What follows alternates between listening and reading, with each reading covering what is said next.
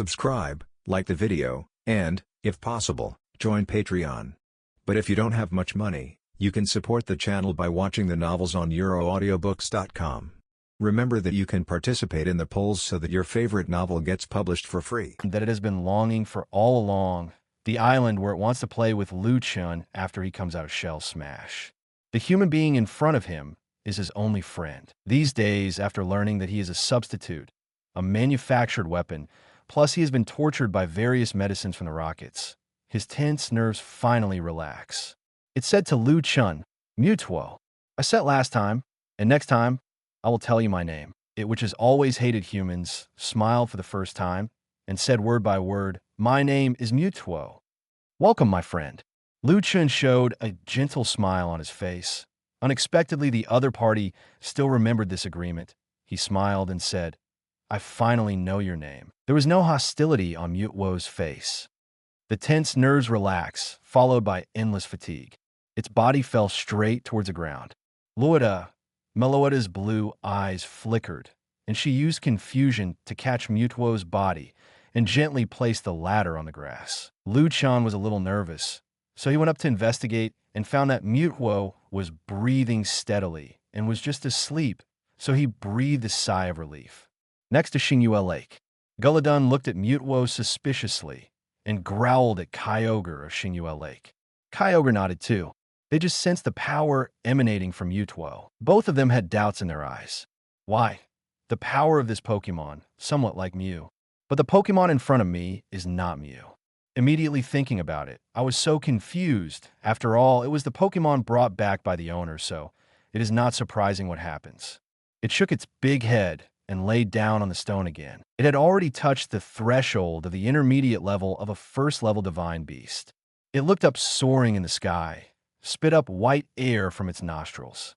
When he breaks through, if the stinky green dragon dares to attack him again, let him taste the power of precipice blades. Settle down, Mutuo, and put Meloetta Mutuo on the bed in the room. Chen walked out of the manor. "Master, hoo-hoo."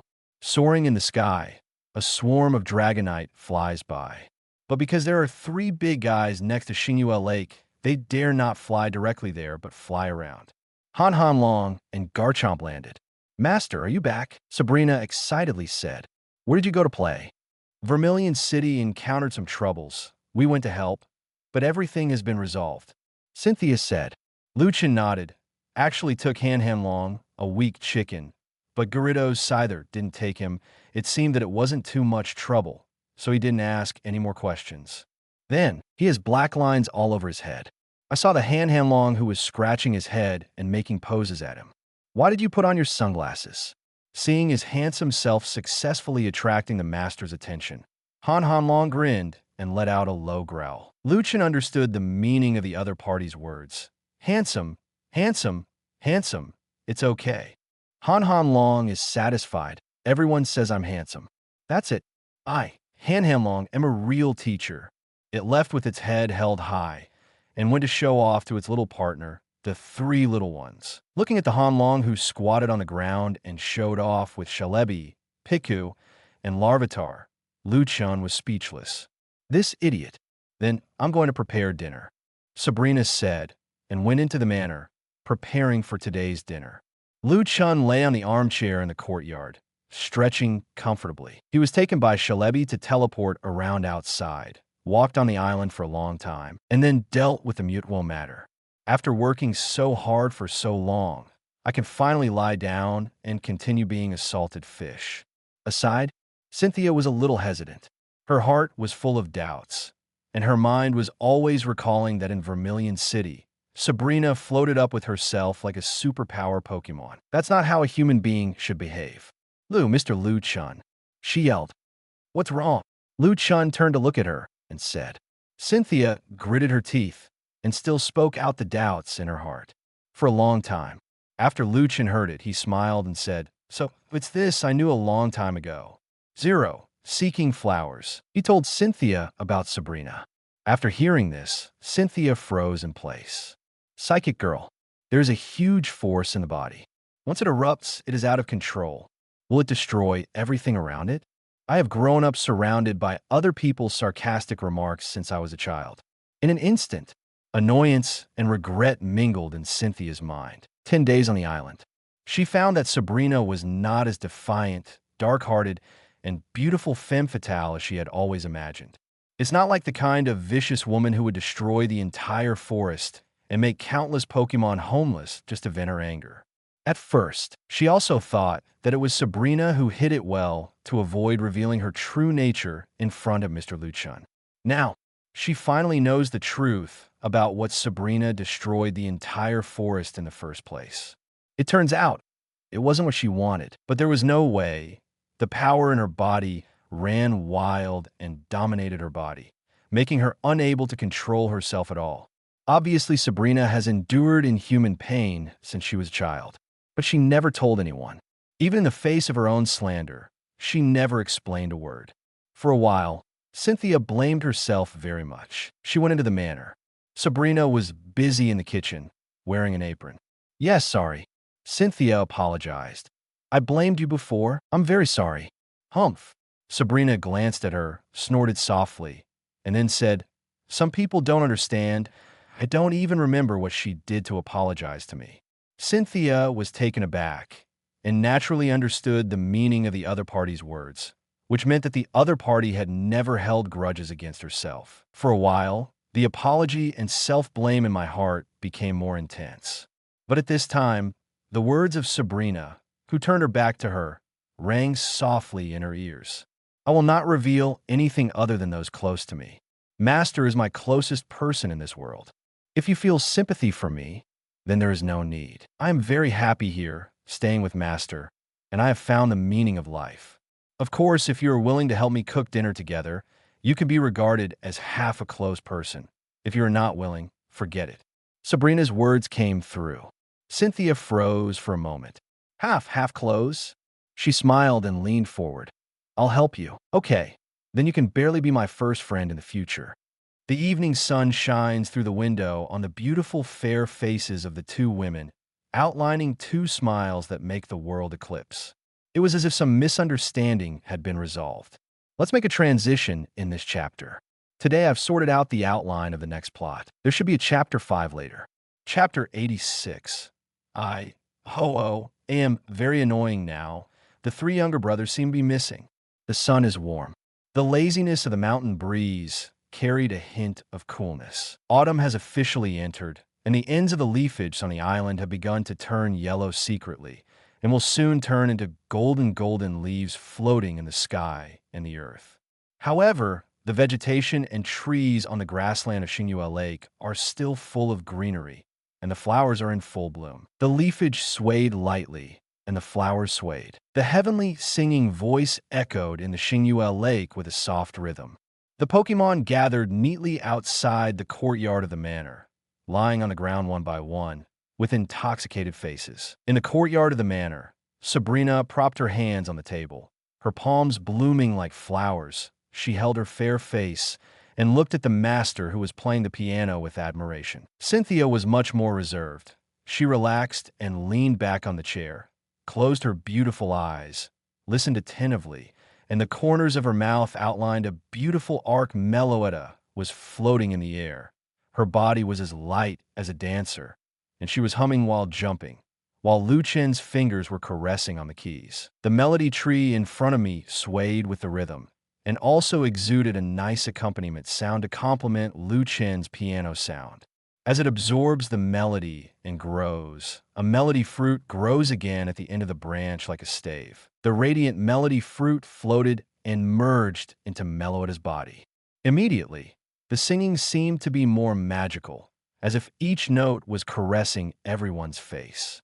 Long time, the song is over. Meloetta withdrew from the dancer form, and two note-like melody fruits, one red and one yellow, flew back to the end of the melody tree and hung on it. Today is over. Let's continue next time. Luchen got up and said to the Pokémon who almost occupied the entire grass outside the courtyard. The Pokémon on the island called out to Meloetta and Luchen. Then they dispersed in an orderly manner, with reminiscence still in their eyes. Meloetta flew down, and 620 and Luchen touched palms. Like a lady, Normal is sitting on the cover of the piano, looking at the melody fruit of the melody tree with joy in her eyes. Two melody fruits have already grown, and the speed is too fast. Bye! Shalebi flew over, Meloetta caught it, and Shalebi urged Meloetta to come and play together. Meloetta didn't refuse, and flew over to play hide-and-seek with the three little ones. Look at the little guy Shalebi. Chen felt a little funny. This little guy is a social butterfly, and he has a good relationship with anyone. Even Mutwo dares to crawl everywhere on people. How is it? Are you still used to it? Chen looked up at the silver-white Pokémon sitting on the roof of the manor. Mutwo. It's been a while since the last time Mutwo was brought back. 3 days have passed.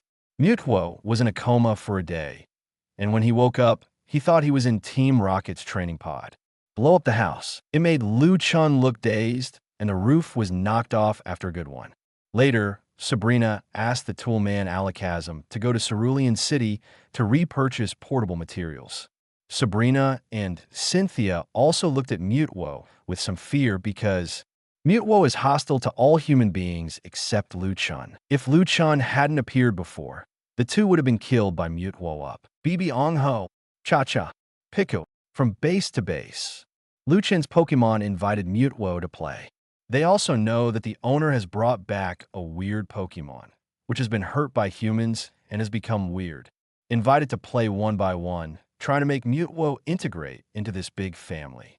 As you said, it's a magical island. Facing Chen, Mutwo, who has always looked cold and aloof, will let go of his disguise.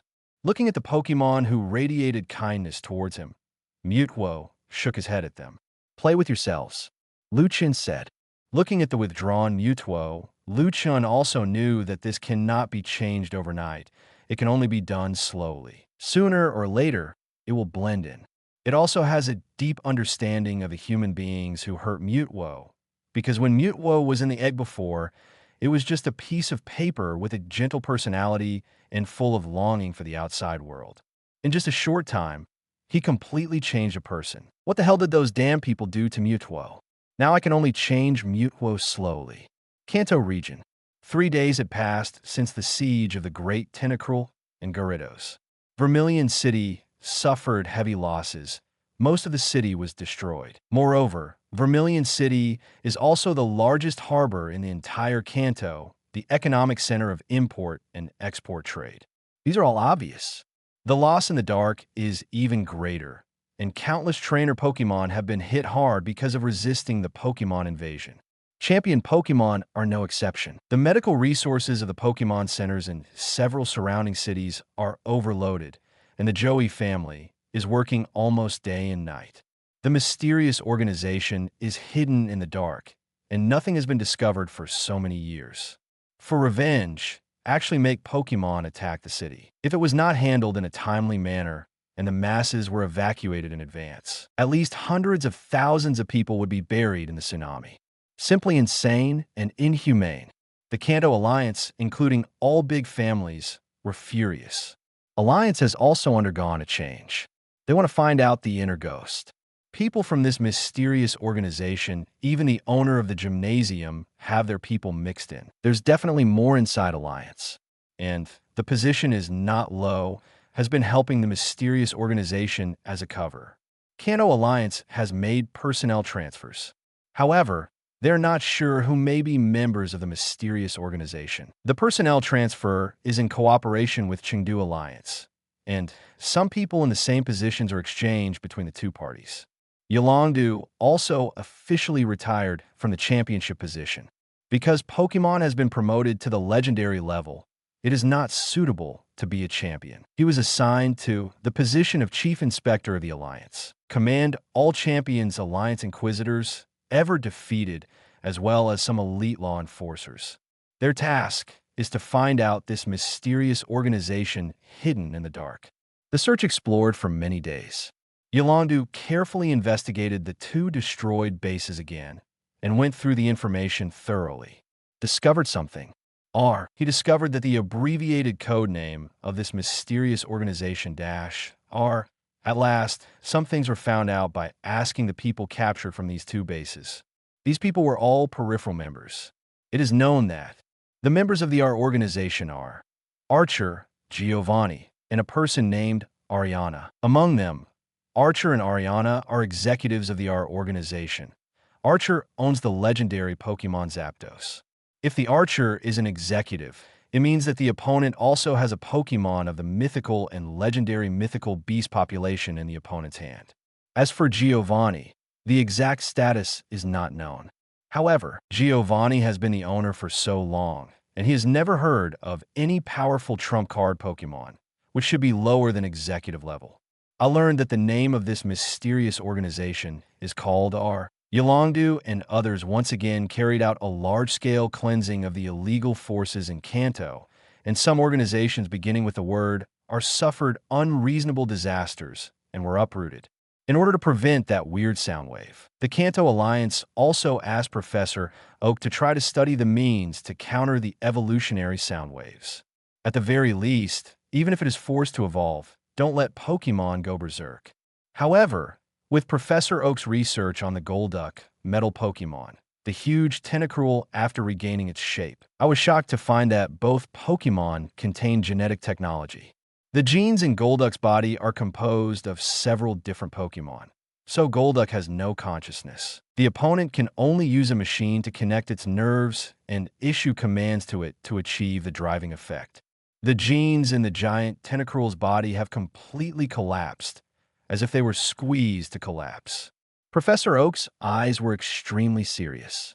Genetic technology, there are still people who are researching genetic technology. I don't know what step the other party has taken.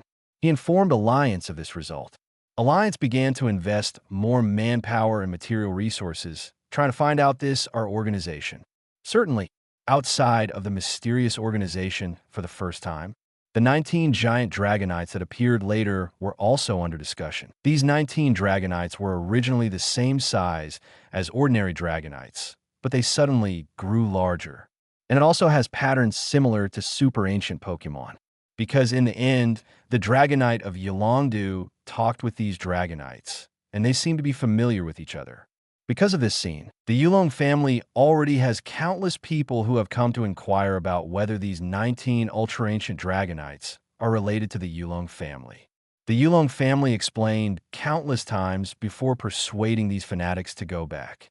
In the end, even the patriarch of the Yulong family asked Yolongdu suspiciously, "Does our family really have these 19 Dragonites?"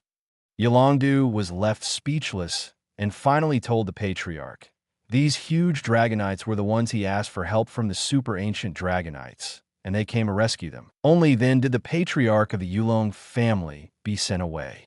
For these 19 Dragonites, Yolongdu also vaguely guessed that these huge Dragonites were not super ancient Dragonites at all.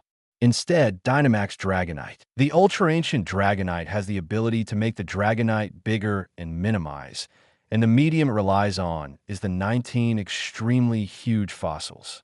Normally speaking, Dynamaxing only occurs in the Galar region. Yolongdu estimates that it should be that the super ancient Dragonite can use extremely large fossils to make Pokémon extremely large except for the Galar region. There should be a price for this kind of thing. It is possible that the giant fossil will crack after it gets bigger only once or twice. So Yolongdu simply thinks that it's just an ordinary gigantic transformation. As the birthplace of extreme giantization, Galar region, Galar Alliance. The president of the alliance is called Roz.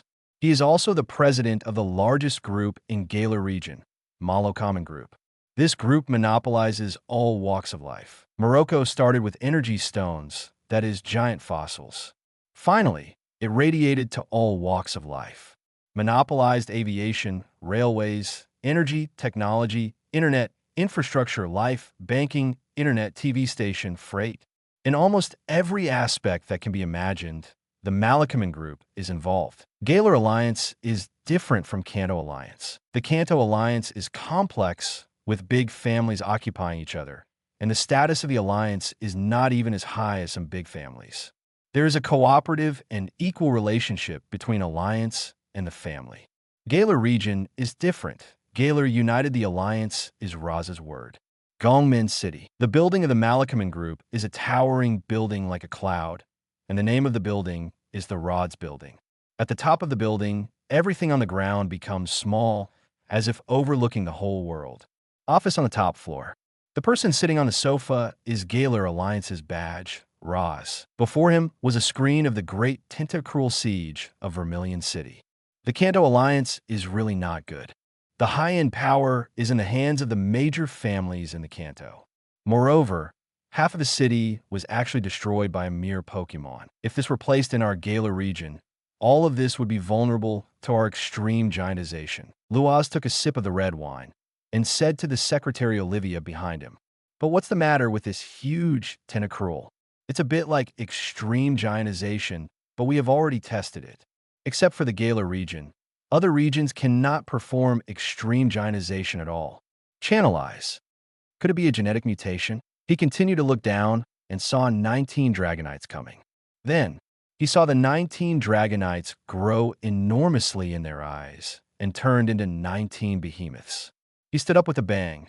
The red wine in the glass shook violently and overflowed. Gigantic. Shock flashed in his eyes, looking at several huge Dragonites and the tadpole patterns on their bodies. No, not dimaximization, but supergiant. Why? Why is it possible to perform extreme giantization in addition to the Galar region? Extreme giantization needs to be combined with the energy overflowing from the ground of Galar to produce extreme giantization. They have already investigated it and don't know how many times. That kind of energy can only be found in the Galar region. His eyes twinkle. Could it be that there are secrets that I don't know about? His heart was full of doubts. The appearance of the ultra-ancient Dragonite caused the shock of the chairman of the Galar Region Alliance. Of course, no one knows about this. Kanto region, at an altitude of tens of thousands of meters. A Pokémon is flying, and every time it flaps its wings, rainbow-like spots of light bloom in the air. The feathers of this Pokémon are golden and red.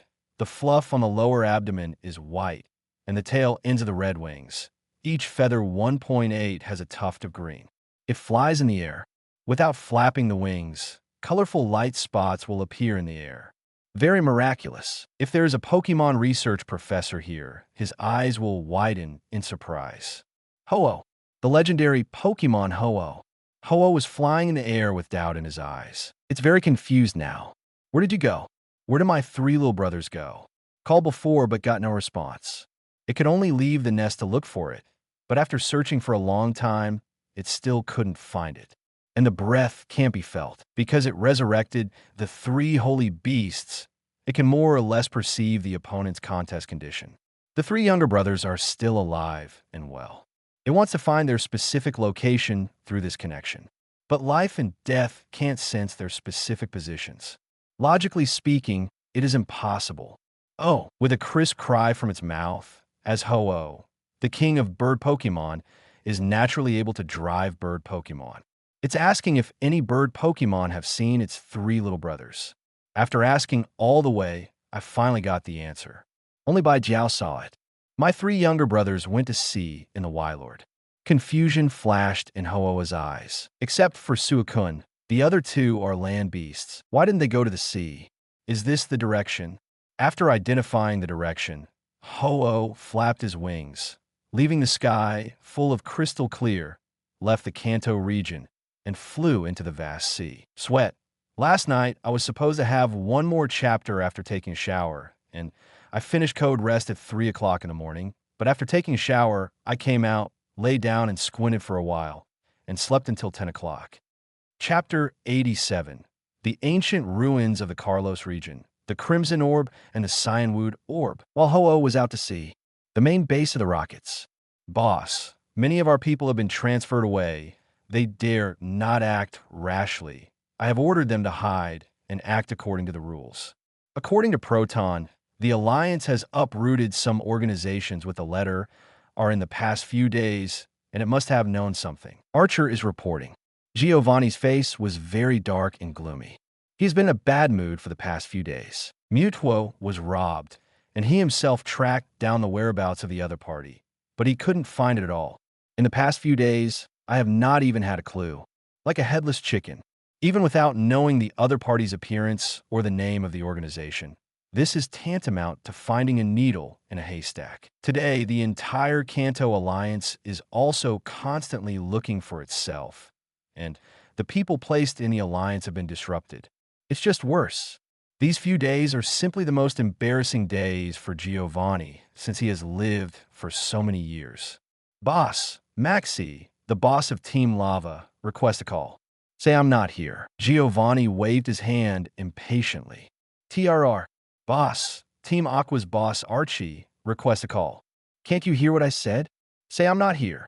Giovanni growled, agitated inside. The Lava Team and Team Aqua are both underground organizations in the Hoenn region, and the two carve up the entire Hoenn. In Giovanni's view, Hoenn's underground world is a group of mentally retarded people who are ruled by these two organizations. Giovanni had been in contact with them and knew the ideals of both organizations. These two are weirdos. Team Lava believes that today's world is not a beautiful world, and the coexistence of humans and Pokémon will hinder the development of human society. He wants to create an ideal world. He wants to expand the continents, occupy the oceans, create his own land, and then build a dream country. There are only humans, and there is no Pokémon country that drags humans back. Team Aqua believes that water is the source of all life. He loves the ocean above all else. He wants to expand the sea, submerge the land, and create an ideal home. Therefore, two organizations with different philosophies are enemies of life and death. When Giovanni learned about the ideals of the two, he was full of question marks. When they were young, their minds were trapped by the door? Or did you grow up with Psyduck and Slowpoke as a kid? Too mentally handicapped.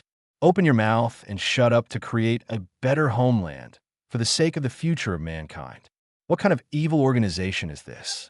2 years earlier, both organizations wanted to form an alliance with the Rockets. Seeing such mentally handicapped two people, Giovanni decisively refused. Lest IQ be pulled to the same level by them, and then use rich experience to KO yourself. After being rejected many times, the two organizations never looked for it. I didn't expect to come again today. Boss, you can start any time. The new base Petrol is ready. Archer said respectfully. Petrol, one of the Rocket's executives. Archer is in charge of combat matters and accomplishes organizational goals. Ariana is responsible for research outside of genetic technology.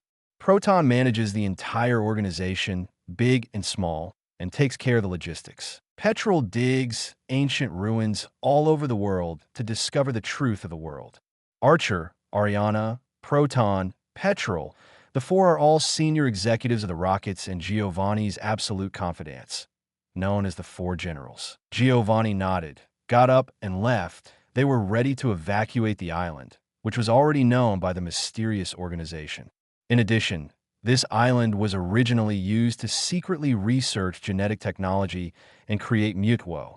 The Battle of Mutwo yesterday destroyed more than half of the base. And after digging 3 feet to find Mutwo, the whole island has already been messed up. It is possible to transfer large troops and leave a few people to guard them.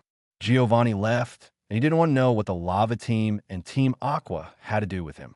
He boarded a sci-fi dive boat and left the base.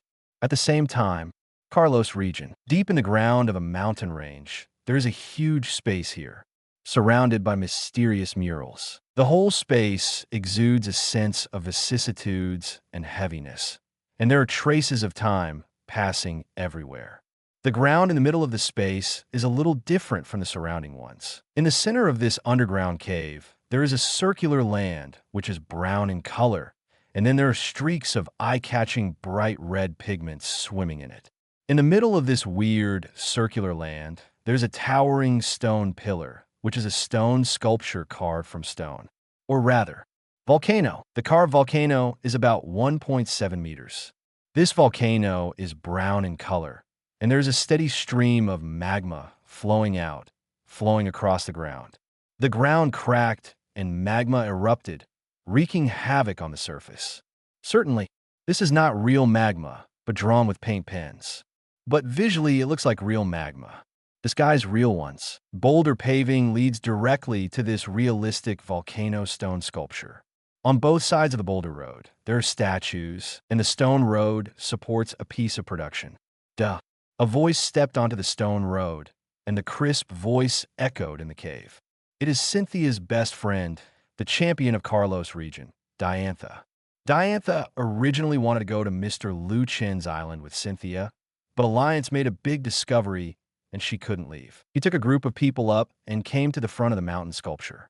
This volcano stone carving is very realistic. The mouth of the volcano is hot, as if there is really magma boiling inside. Diantha looked at the empty volcano mouth. There was a trace here compared with the color of the surrounding stone carvings. There was a very obvious trace here. It was obvious that something was placed here before. The shape is roughly spherical.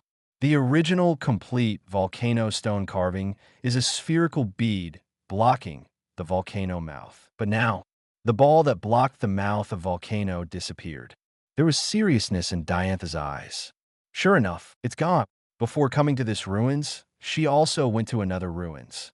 There is no such volcano in the ruins. It is the ocean, a condensed ocean. In the middle of the ocean, there's a round platform, and a bead was originally inlaid on the round platform, but it has disappeared. Really, sure enough, before the Alliance found out, someone had already come and took away the beads in the two ruins. Crimson Orb. What? Orb of Cyanwood. Through the murals of these two ultra-ancient ruins, we can know. These two relics. One is related to Guladon, the god of the earth. One is associated with Kyogre, the god of the sea. The content on the mural shows. The murals in the ruins of Guladon show that this crimson orb possesses the ability to control Guladon. Murals in the ruins of Kyogre show that this Cyanwood orb has the ability to control Kyogre. As long as you get these two beads and come to the place where the animal corresponding to the beads sleeps, you can wake it up and control it through the beads. Such a horrible thing. It turned out to be the first aboard.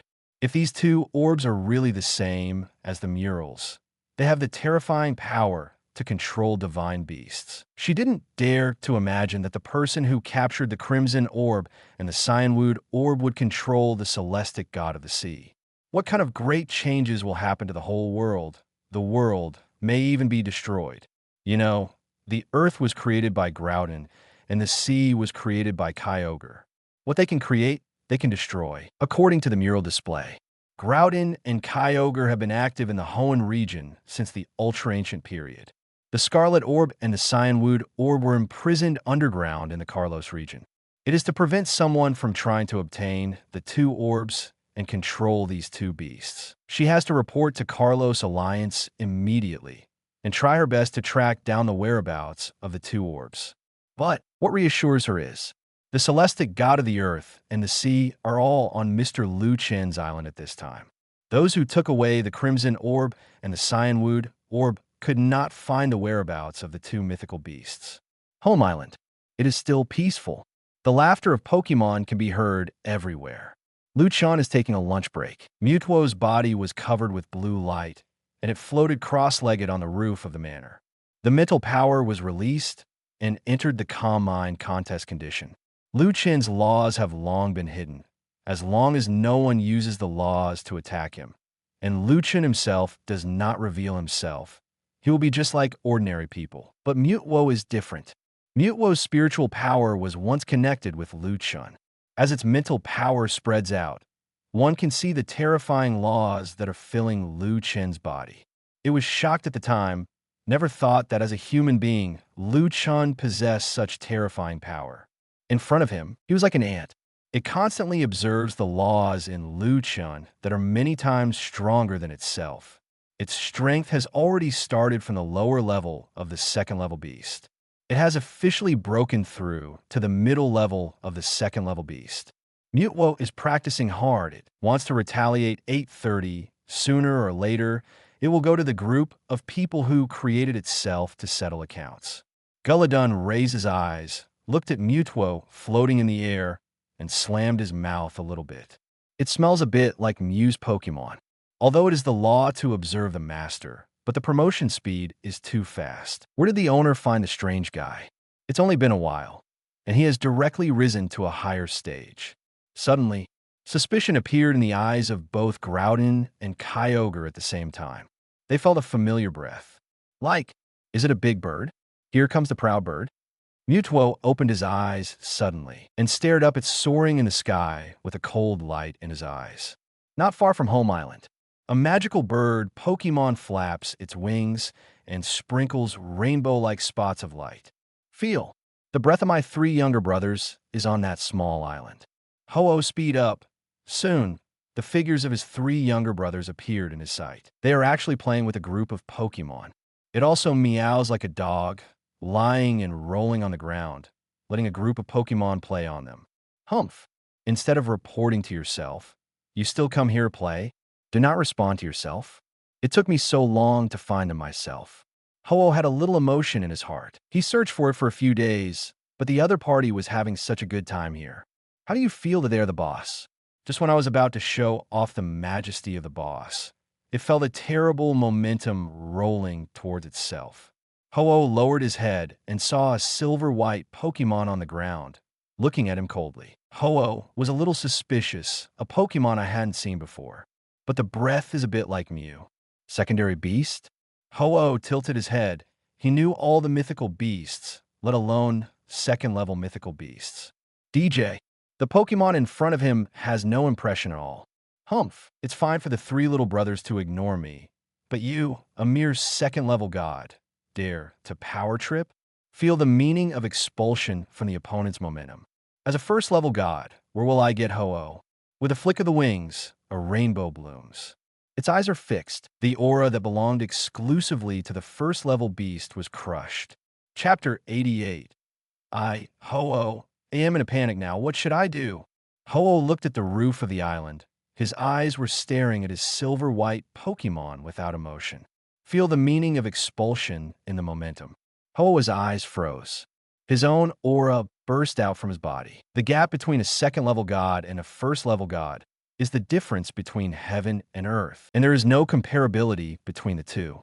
Mid-air, just a little bit of aura was released, and Mewtwo's aura was crushed to pieces. Ho-Oh looked at Mewtwo and raised his head proudly. Humph, I don't know the heights of the sky and the depths of the earth. Now you know the difference between a first-level Celestic and a second-level god. Seeing that his aura was so easily defeated, Mewtwo frowned. With a clenched fist, blue lights bloomed in his eyes, and his mental power burst out, wanting to gather his momentum again and fight back. Okay, Ho-Oh was furious. He didn't know how to live or die. It seemed that even a little bit of power couldn't deter him. So I'll let you see the real power zone of a first-level god. Ho-Oh released colorful rays of light.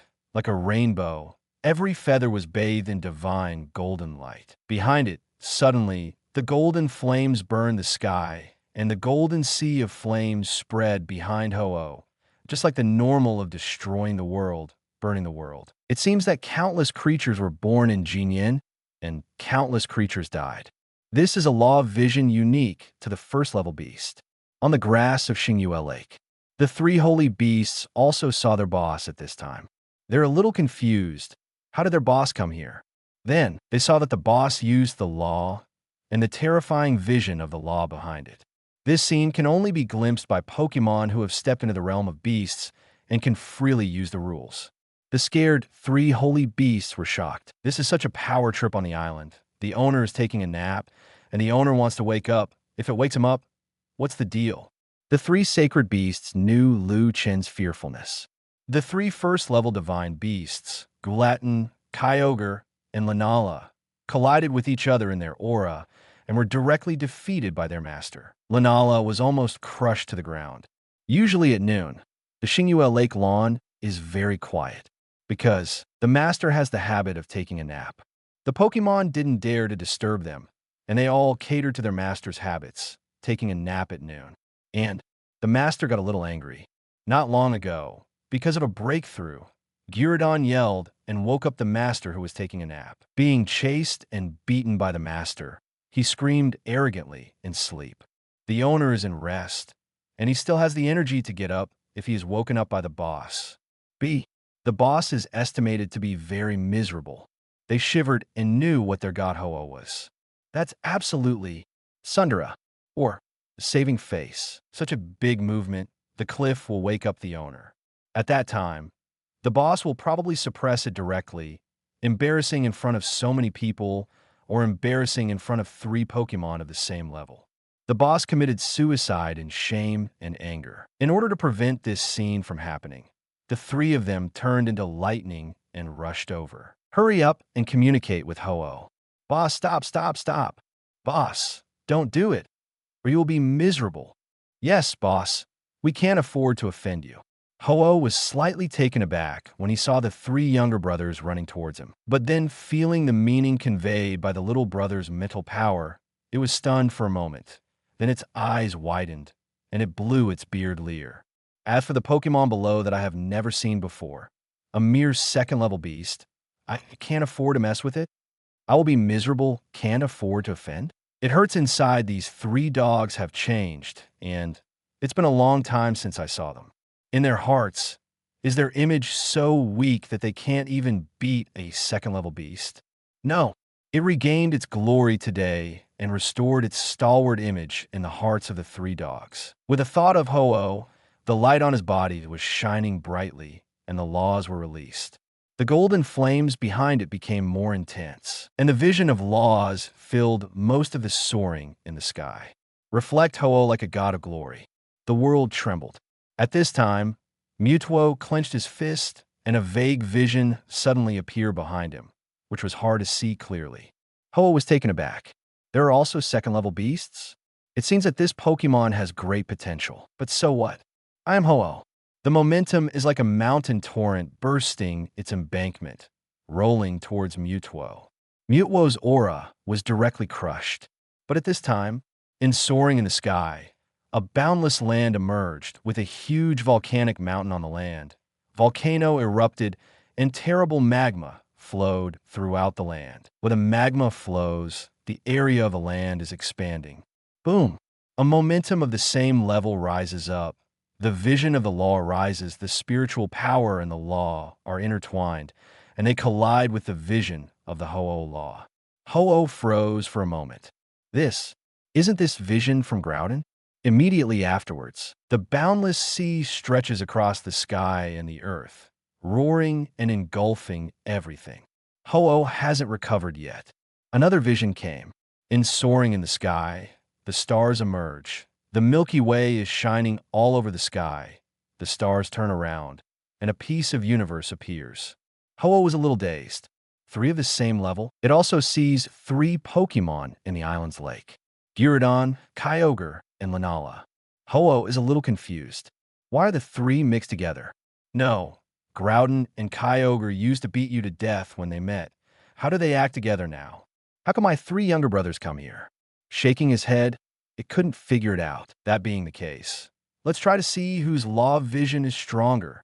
Ho-Oh was a little excited. I haven't seen so many guys of the same level for a long time. Call! It made a high-pitched phoenix cry. On the ground, the 3 first-level gods of Guladon quickly pretended to be dead. The 3 holy beasts were speechless, and it was over. The sound of the phoenix's cry resounded throughout the sky of the island, and it was ready to explode with all its strength to see who was the most powerful. FK. Then, it saw that Guladon and the others suddenly retracted their vision of the law. The speed is extremely fast, so fast that Ho-Oh thought that the vision of the law just released by them was an illusion. What's the matter? Ho-Oh is a little confused. How about a touch? At this time, scoffed the vision of law behind Ho-Oh suddenly seemed like a normal bubble that would burst at the touch of a touch. It shattered into pieces directly. Ho-Oh still doesn't understand what's going on. A terrifying force of heaven and earth hit it directly. Ho-Oh was directly photographed and smashed hard on the grass of Xingyue Lake, falling like a dog and eating SHT. Ho-Oh was a little dizzy and didn't understand the situation yet. What? How did I come to the grass? Immediately afterwards, looking at the 3 big dogs that appeared in front of him. It's like thunder in the daytime and a thunderbolt in the blue sky. It was shot down from the sky? How could he have made such a big embarrassment in front of 3 younger brothers and 3 rivals of the same level? Fall and eat SHT? It feels that the majesty of being the boss is gone. It was so ashamed and angry that it wanted to go crazy. "What are you doing? Who was so few just now?" A human voice came. Seeing them, Ho-Oh actually pointed at himself with his finger, and his three younger brothers quickly stepped back and drew boundaries with themselves. Ho-Oh stood up, looking back suspiciously. Surprised face? All? It saw a human walking towards itself. But this human body is full of dense horror laws. Its scalp is numb, and every time it goes, it suffocates it. In Ho-Oh's vision, the whole world has disappeared, and this human being has become the only center of the whole world. Any of the laws of terror emanating from him can crush him to pieces. My most powerful law, in front of any law, is like a small stream, while the other side is the whole ocean / ocean. The human being walked towards him with a grim expression. "It was you who made such noise just now and woke me up." While the human being speaks, laws are intertwined to form the mighty force of heaven and earth. They didn't use the power of a law at all, but the inadvertent vibration of the law, which made Ho-Oh feel as if he was going to die. It just stood up, its feet were weak, and just stood up, it fell down again, and its eyes were full of horror. Being stared at by the other party, a pair of pitch-black eyes are extremely deep, as if they could devour people's mind. Ho-Oh is panicking now. What should I do now? It now finally knows why the three guys from Guladon are on this island. I also know why Guladon and the others took back their momentum all of a sudden. They must have been kept in captivity on the island by this horrible human being. The same is true of my three little brothers. The human beings must have been kept in captivity because of the extraordinary appearance of the three Gulatons and their little brothers. It has heard that human beings have a collection habit, and some humans like to collect rare and beautiful Pokémon. Then what should I do? Ho-Oh's mind was spinning rapidly. He didn't want to be kept here in captivity like Groudon. What it yearns for is soaring in the sky. "Huh? Where did the big chicken come from?" the human said. "Chicken." Ho-Oh had a sudden flash of inspiration. "Right? Since this human likes to collect magical Pokémon, then he behaves a little bit badly. Hearing the other party call himself a big chicken, this human being should not know himself. Open his mouth. Heck, heck, heck." It flapped its wings and pretended to be weak. Chen scratched his head. This Pokémon is not from his own island. He checked it just now. Its name is Ho-Oh. It looked at the clucking Ho-Oh a little speechless. A chicken with such a mighty name. Ho-Oh sensed that the law of human terror had subsided. "I am overjoyed. Pretending to be a weak chicken is really useful." It clucked and then walked away from Chen as if nothing had happened. Not far away, Groudon, Kyogre, Lanala. I have to say, this wave of mimic chicken is full of valleys. You know, Ho-Oh hates being called a chicken and the ancestor of Fiero the most. This is a no-no for Ho-Oh. Marshadao used to mock Ho-Oh for being like a chicken, and then was chased away by Ho-Oh all the time. Now Marshadao dare not show his head. Clack! Ho-Oh clucking every now, and then he lowered his head and pecked at the grass. "Put your whole body into the chicken." Soon it went away, seeing that the human being ignored him. It was excited. Ho-Oh really smart. It spread its wings and hurried away. This human being is too terrifying. The laws of terror permeate his whole body, and he can kill himself with just a single movement. It was flying in the air, restraining itself. It looked down at the three first-level gods beside the small lake. There was some embarrassment in his eyes. "I'm still smart and know how to escape from human hands." Guladon. The three of them have been raised by humans like salted fish. One is paralyzed on a stone. The other is lying dead in the water. The 10 are under the tree, puffing out the mist of starlight angrily. Like three salted fry had have lost their dreams in life. There was sympathy in its eyes, if only they were as shrewd as themselves. Groudon felt Ho-Oh's gaze. It looked up, met Ho-Oh's eyes, and saw the sympathy in his eyes. What is this Thunderbird doing?" Ho-Oh looked at Guladon, fearing that humans would notice his extraordinariness. So he didn't use his spiritual power to communicate, but gave Guladon an encouraging look. "Don't be discouraged. Anyway, you have a long lifespan, and when humans get tired of it, they will let you go." Feel the compassion and encouragement in the other person's eyes. Groudon, this Thunderbird is inexplicable today. Ho-Oh looked at the island again, looking up at his three little brothers. Sighed. These three little brothers were resurrected by him, and they have a wonderful connection with him. But this connection is one way. Only it can contact the little brother. Not afraid of being discovered by that terrifying human being. Its voice rang directly in the minds of the three holy beasts. Don't blame the boss for not saving you. It's because the human beings are too terrifying, and Guladon and them are all broken here. Next time, see if there is a chance to rescue you. The three holy beasts looked confused. Ho-Oh felt the bewildered eyes of his little brother and felt pain in his heart. It's not that the boss doesn't want to save, it's that the enemy is too strong. Zhao is the winner. Boss, I can only run away first and then find someone to rescue you. Ho-Oh was relieved to see that the humans still did not take any action. Although there was a big embarrassment today, I kept my freedom. It flapped its wings and was about to leave. At this time, boom, there was a breath of breakthrough behind him. It's Lunala. It turned its head suspiciously and saw that under the tree, Lunala had broken through the breath and had reached the lower level of the first-level divine beast. It blinks its eyes. It is extremely difficult for a first-level beast to break through, and it is normal to not be diligent for thousands of years. Ho-Oh himself has been stuck for thousands of years. The opponent broke through after being kept in captivity by humans. Next, it stared, because it's only now feeling the breath of Guladon and Kyogre. Guladon is the middle level of the first-level beast. The breath is a little unstable. It seems that he has just been promoted recently. Kyogre is the lower pinnacle of the first-level beast. The breath is also unstable, and it is also a recent promotion. It froze. The last time I met, this Guladon and Kyogre are both first-level beasts and lower-level high-level ones. How long is this? Normally speaking, it is considered smooth to advance to a small level and break through to the first level in 10,000 years. Because the further you practice, the harder it is to improve. First, you have to get rid of the useless burdens in your own laws, and then realize new things. But now both Guladon and Kyogre have broken through, and Guladon has also broken through a big level.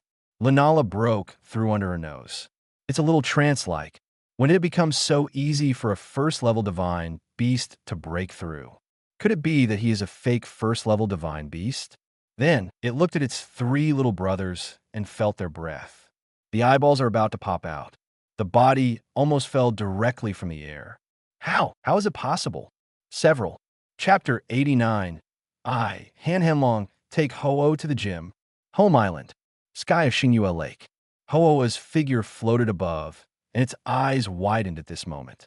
It looks at Suicune, Reiku, any eye on the grass. The eyes are full of disbelief and shock. My three younger brothers have advanced. No one knows them better than yourself. Reiku, Inti, and Suicune were resurrected by itself, and their deaths were related to themselves. At that time, Ho-Oh felt that his realm was beginning to loosen, and he needed someone to walk in the world instead of him. Therefore, while using the ability to revive the three Pokémon who died because of him, he also added treasures containing fire, thunder, and water type. After the resurrection, it was his three younger brothers. After their resurrection, their strength has also stepped into the realm of divine beasts, the middle peak of the third-level beast. Because this strength is not from their self-cultivation, they will not be able to improve half a step in their entire lives. Duh. But who can tell it? Why all their main strengths have been promoted? Suicune is the upper middle rank of the third-level beast. Reiku and Ndi are the upper and lower ranks of the third-level beasts. Hell, it doesn't make sense. It's impossible. Their strength shouldn't improve at all in this lifetime. Shock flickered in its eyes. What exactly is going on? Why did Guladon and the others advance? Not to mention the three younger brothers who should never be promoted in their entire lives also advanced. Could it be that there are some secrets on this island? Or what means does this terrifying human have? It saw that the horrible human had returned to the house. After hesitating for a while, he finally gritted his teeth. As long as he doesn't show his extraordinariness, he should be fine. It fell back on the island. He pretended to be a colorful chicken with fluttering wings. pretending to be pecking at the grass. The sun came closer to the manor. BB, a slightly familiar voice came. It looked suspiciously. Their Celebi, Larvitar, Pikachu, Meloetta are playing. Ho-Oh's mouth fell open again. This is too scary. Celebi has been arrested? This is a Pokemon that can travel through time. Can it escape the clutches of this human? It trembled and wanted to run away quickly. This is too scary. But they were also curious about why Guladon and the others advanced, suppressing the fear in their hearts, and began to move towards Suicune and the others quietly. Unexpected, the human came out again, followed by 2 female humans. Dinner's ready.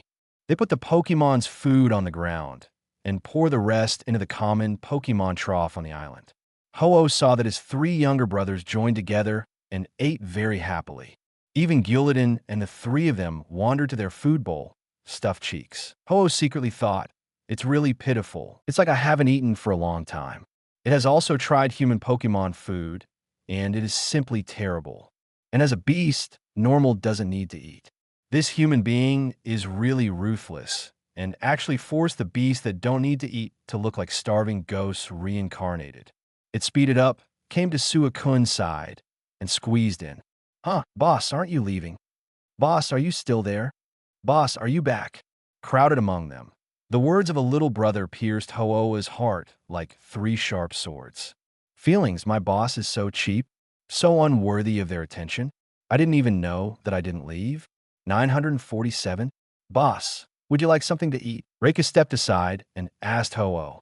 Ho-Oh glanced at it, and there was a flash of disgust in his eyes. Who wants to eat human food? It's so unpalatable. Immediately afterwards, it saw that the horrible human had got up in order to hide his figure.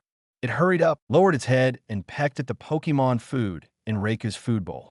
This human food is true. What? It occupied Reika's food bowl, and it looked ugly. Boss, I have nothing to eat. Ho-Oh buried his head in the food bowl, spread his wings, and hugged the bowl without leaving any gaps. His cheeks were stuffed, and he didn't lift his head. You've been eating for so long. How about letting me eat again? Gone. This human food is so delicious. It smells so good. Why didn't I find it before? Could it be that the group of human beings who enshrined themselves in the past took unpalatable food for themselves?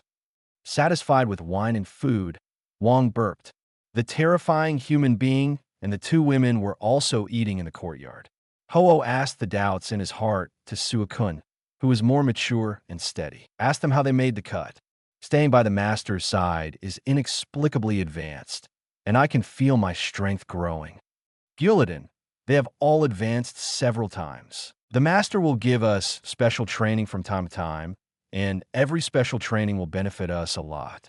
Also, some fruits of the master can also subtly change our physique. Suicune's words made Ho-Oh stunned. Can you advance to the next level by staying next to this terrifying human being? The doubts that had just arisen were answered, because it saw the silver Pokemon before that. After it finished eating, it floated on the roof. It is constantly comprehending the laws of human beings and using them to improve itself. In just a short moment, the opponent's strength has risen from the middle level of the 2nd level Divine Beast to the middle level of the 2nd level Divine Beast. It's a jaw-dropping rate of promotion. Ho-Oh suddenly realized, I see. It turned out to be the realization of the terrifying law in this human being. Normal. If the Divine Beast wants to advance, it has to comprehend the world and the law by itself, and then strengthen its own law little by little. This takes a long time. It's like an exam. You have to make your own papers. However, it is different to feel Lu Chun, which is equivalent to giving you the answer directly, and you copy it. Copy it first, and then come to comprehend and integrate it. Ho-Oh was startled, and finally knew how Groudon and his little brother advanced so quickly. It closed its eyes, secretly wanting to observe Lu Chen's law. But the result made him very uncomfortable. He couldn't comprehend it, and the other party's law trembled a bit, as if telling him not to peep. It was like an exam, and I just wanted to copy the questions of the next door Shuaba. But the Shuaba blocked the answer with a scratch paper and gave me a glare. Uncomfortable. The reason why it left the level this time is because its own realm is stuck in the middle and high level of the first level divine beast. Before resurrecting the three holy beasts, I felt that the realm was loose. So I resurrected Suicune, and they walked the world instead of themselves. Don't let human beings forget their prestige. He also asked the little brother to report the situation to himself every once in a while. But closed for so long, none broke through. In addition, the little brother has not looked for himself for a long time. It got bored and had to come out of Jaff. Now I see the hope of a breakthrough, but the other party doesn't give me insight, which makes it very depressed. Then, Ho-Oh also wanted to Suicune them to understand the situation. It turns out that this human didn't keep Guladon in captivity, nor imprison Celebi and his three little brothers. The result was just the opposite. It was Guladon and his little brothers who stayed here begging for nothing to understand the laws of each other. They also eat other people's food and live in other people's food. They have all recognized that this human being is the master. The result made Ho-Oh want to die in shame and indignation. It remembered the sympathy and encouragement it showed to Guladon before. It also remembered what it said to Suicune. It's just embarrassing. No wonder Guladon looked at him like a fool. No wonder the three younger brothers were confused when they heard what they said. Ho-Oh wants to hit the wall. They don't think they're a stupid bird, do they? Shame to death. But shame on shame. This made Ho-Oh less panicked. It turned out that it was not captivity and captivity. I can't comprehend this human law, but Guladon and the others can. This shows that the opponent's law is only open to the Pokémon on the island, and to the Pokémon recognized by this human being. The wild ones can't understand. Ho-Oh's heart is moved. It also wants to stay on this island. But when I think about it, Guladon and the little brothers came here by themselves and begged for nothing to stay on the island. Wouldn't it be embarrassing if you did the same thing yourself? Isn't it no different from his little brothers? How can he reflect his identity as the boss? Ho-Oh, who has always been face-saving and arrogant, is absolutely unbearable. Ho-Oh rolled his eyes. Then if, instead of taking the initiative to defect, human beings took the initiative to throw an olive branch towards him and asked him to stay on the island, doesn't this mean that he's the most famous person on the entire island? Thinking that I beat 3 first-level gods and still have face in front of a little brother. Ho-Oh's eyes lit up. If he behaves miraculously, this human being should open his mouth and keep him, right? Don't human beings like handsome and magical Pokémon? Just do it. Ho-Oh flapped his wings and soared into the air. Shout! A high-pitched whine came out of its mouth. Its feathers burst out with bright light, and its whole body is full of colorful colors. It looks miraculous, elegant, and noble. There are crystal light spots floating behind the tail. It is flying in the air, and the colorful light is floating in the air, glittering in the sunlight. Suddenly, a rainbow appeared and soaring in the sky, appearing in the sky of Xingyue Lake, bringing Ho-Oh into a divine and extraordinary setting. On the garden, Sabrina and Cynthia are having dinner. Hearing the high-pitched Feng Ming, they looked up, their eyes were dull, and their mouths opened slightly. Ho-Oh, and Nokia are legendary Pokémon from the Kanto continent. It is also a mega beast of the same level as Groudon. However, it is different from other super beasts. These two super beasts have appeared many times in history. Help humans solve several crises. Worshipped by humans. In a Krutique city in Chengdu region, there are landmark buildings. Bell Tower and Bell Tower. 2 ancient buildings. It was built by humans to worship Ho-Oh and Lugia. Every 10 years, Ho-Oh and Lugia will circle the Bell Tower and Bell Tower for a while, and then leave. Then, the clock tower was burned by a bolt of lightning, and is now known as the Burn Tower. The 3 holy beasts died in that accident and were resurrected by Ho-Oh. In the human society at that time, Ho-Oh, who paid attention to returning dust to dust, playing with the dead and resurrecting the dead, was feared by human beings. They call Ho-Oh the god of evil. Even the revived 3 holy beasts are hated by humans. Then Ho-Oh left with the 3 holy beasts. Since then, Ho-Oh and Lugia have never visited Burn Tower and Bell Tower again. Even now, humans know that it is the Ho-Oh gifted power to resurrect the dead, and want to re-worship Ho-Oh and Lugia. After worshipping for more than 100 years, there is no response. The two mega beasts have disappeared, as if they are disgusted with humans. This has made countless Pokémon researchers heartbroken, and this is the only opportunity to get close to the mega beast. But it was lost by those ancient ancestors who didn't understand anything. All in all, among the mega beasts, Ho-Oh and Lugia should be the most well-known by humans. Unlike Groudon, its true name has only recently been unearthed. In the past, everyone was called the god of the earth and the god of the sea, and they didn't even know their names. Ho-Oh. It actually appeared on the island of Mr. Chen, Master. The two women looked at the three of Guladon, feeling numb. Another mega beast was attracted. Could it be that someday in the future, on the island of Mr. Chen, Master, they will be able to see all the mega beasts in the world? Chen looked up at Ho-Oh and soaring in the sky, with some surprise in his eyes. That big chicken can fly, and it's so beautiful that a rainbow can be created by flapping its wings. Since the soaring in the sky rained, hail, strong wind, sandstorm, day turned into night. Has there been a Pokémon that can summon a rainbow? Ho-Oh raised his head high, flew in the air, flapped his wings, and sprinkled rainbows with a proud and indifferent expression. But the eyes couldn't help aiming down.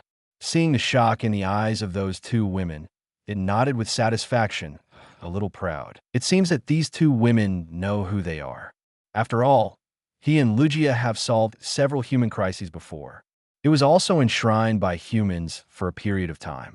But then the group of humans threw things at him and drove him and the three little brothers away. He also called himself a beast of disaster. It gets angry and doesn't care about humans anymore. Since the female human knew her, then that terrifying human should have asked her to stay when she saw that she was so extraordinary, right? Ho-Oh has already arranged the next plot development in his heart.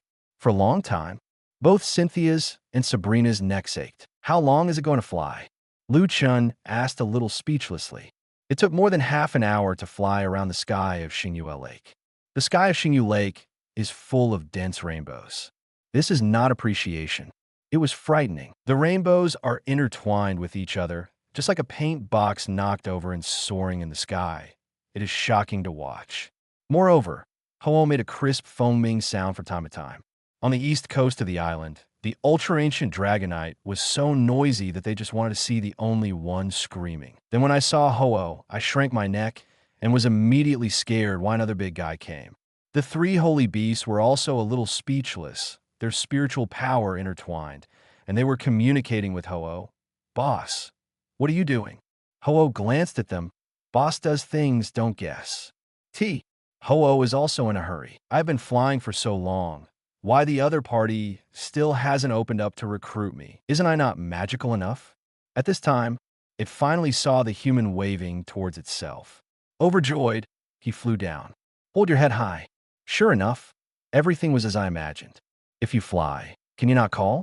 Also, don't summon the rainbow anymore. It's so dense, it makes my scalp tingle." "Ho-Oh, it hurts on the inside. This is not right with what I thought." It flew away depressed, and it couldn't stay here until the human being didn't take the initiative to leave him. It flew to the west coast of the island. Doubt life there. "I'm Ho-Oh. Ho-Oh, why do humans hate it so much?" Every morning after that, Ho-Oh, when Chen walked out, they will all make a phoenix cry and then fly to soaring in the sky, showing their extraordinariness. It lasted for 3 days. Chen was stunned. The two daughters of Cynthia are also very speechless. What's wrong with this Ho-Oh? This made Guladon look suspiciously at Ho-Oh. "This Thunderbird, what's wrong? It used to be just Sundara. Why is it so silly now?" The three holy beasts are also full of question marks. Is this still their boss? Han Hanlong, who is recognized as the most naive on the island, scratched his head when he saw Ho-Oh. Han Hanlong pushed the sunglasses on the bridge of his nose. "This bird is too stupid." The owner said he was stupid. But how did he feel that this bird was even more stupid than himself? It grinned, so it seems that he is not the most stupid. Since there is a Pokémon who is more stupid than himself, Han Hanlong intends to go over and ask. The west coast of the island, standing on the reef, Ho-Oh was very injured and doubted his life these days. At first, the human would still look at him. But in the next 2 days, I didn't even look at it. Could it be that he can only surrender manually? It hesitates. The idea was subsequently dismissed. No. Now the three little brothers see something wrong with their own eyes. Let this human being take the initiative to keep him, take the initiative to let him live on the island, and revive the majesty of the boss. Become a most popular on the island. Whoop! At this moment, a figure landed beside it. It turned to look. It is a Dragonite, and there's a black piece of glass on the bridge of the Dragonite's nose. It recognizes this Dragonite, and this Dragonite seems to be the closest to that human, sleeping outside the human's house every day. Hesitated for a moment. Ho-Oh's spirit burst out and conveyed his meaning to Dragonite. Do you think I'm handsome? Han-Han-Long was taken aback and roared. That's it? You're handsome? No, you fly around in the sky every day, and you actually feel handsome. Isn't Firo so handsome? Ho-Oh flew into a rage and compared himself to Firo, but immediately turned off. The Dragonite was the human Pokémon. Cowardly, afraid of being caught by that person. Then what makes you handsome? Then you ask the right person. Dragonite raised his head and pushed the sunglasses on the bridge of his nose. See, this is handsome. Ho-Oh, could this Dragonite be a fool? This black glass and shelf. How could it be a teacher? Han-Han-Long was a little unhappy. What kind of eyes do you have? The master says I'm handsome with sunglasses, the most handsome on the island. Feeling the seriousness in Han-Han-Long's mouth, Ho-Oh hesitated. Also, humans have a different aesthetic than Pokémon. I have not understood the human world for hundreds of years. Maybe in the eyes of human beings. Is he really handsome? Ho-Oh hesitantly said, Your thing called sunglasses. Do you have any more? Han-Han-Long nodded. There is a small one.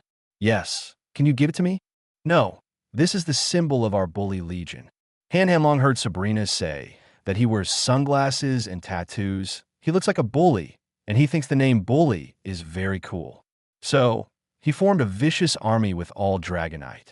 The Bully Legion? Isn't it cool? Master's apprentice. Sabrina helped us get the name of our Dragonite organization.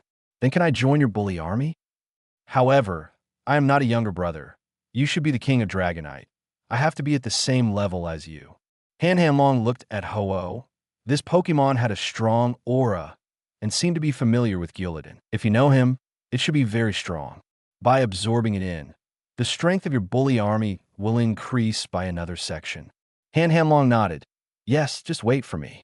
It came back not long after it left, holding a small pair of sunglasses in its hand. Han-Han-Long helps Ho-Oh put it on, nodding in satisfaction. It's handsome. Ho-Oh looked at the reflection in the water. It seemed quite handsome. Should you want to attract the master's attention?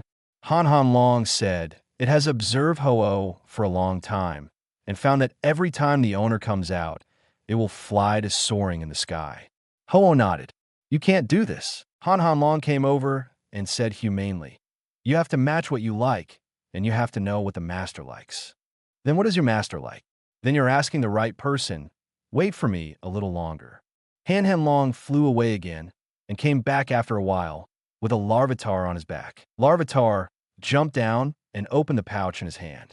Inside lay 5 iron plates. This is what the master likes. Ho-Oh is a little confused. What is this? Badge. The thing that all human beings have to collect. You only need to collect 8. Sabrina said that this thing has a very magical effect. If you collect all 8, something magical will happen. Han-Han-Long looks like a senior. Badge? It hasn't appeared in hundreds of years.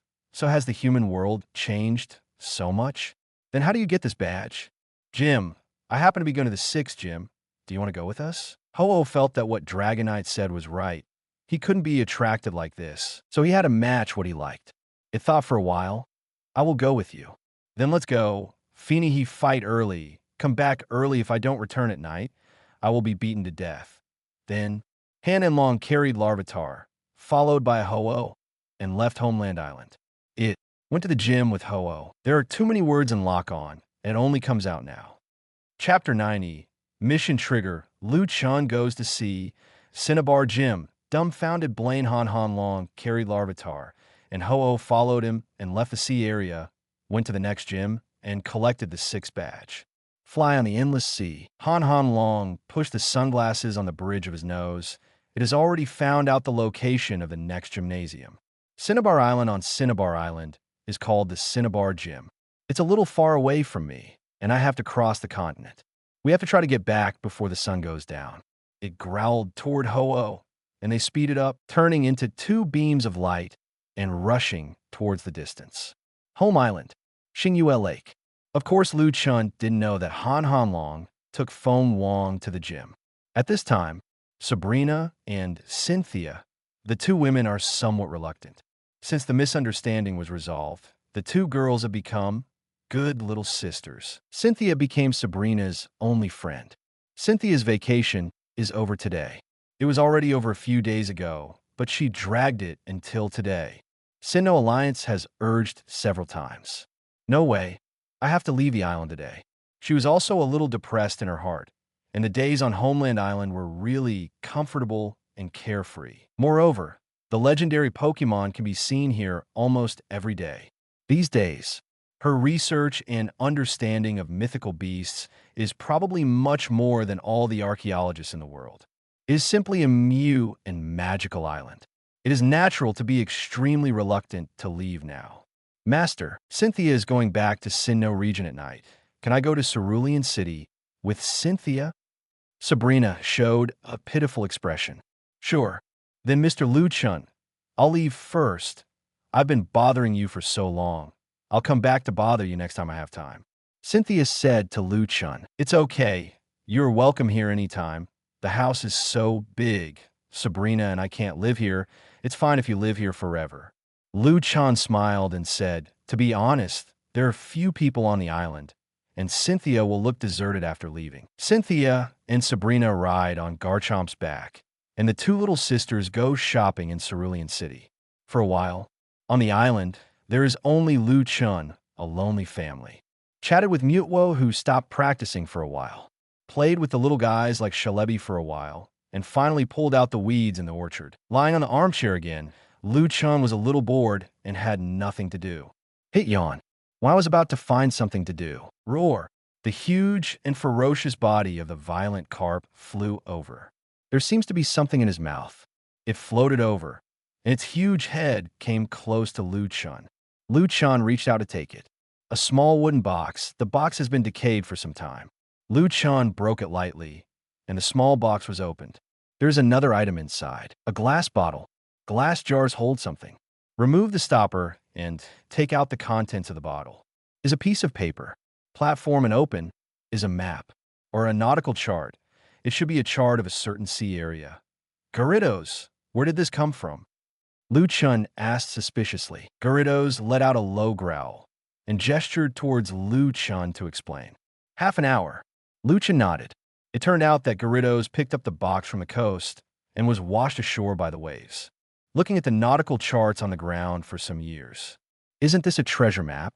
He couldn't help guessing. Treasure chests, drifting bottles, and sea maps. Aren't these all standard configurations for treasure maps?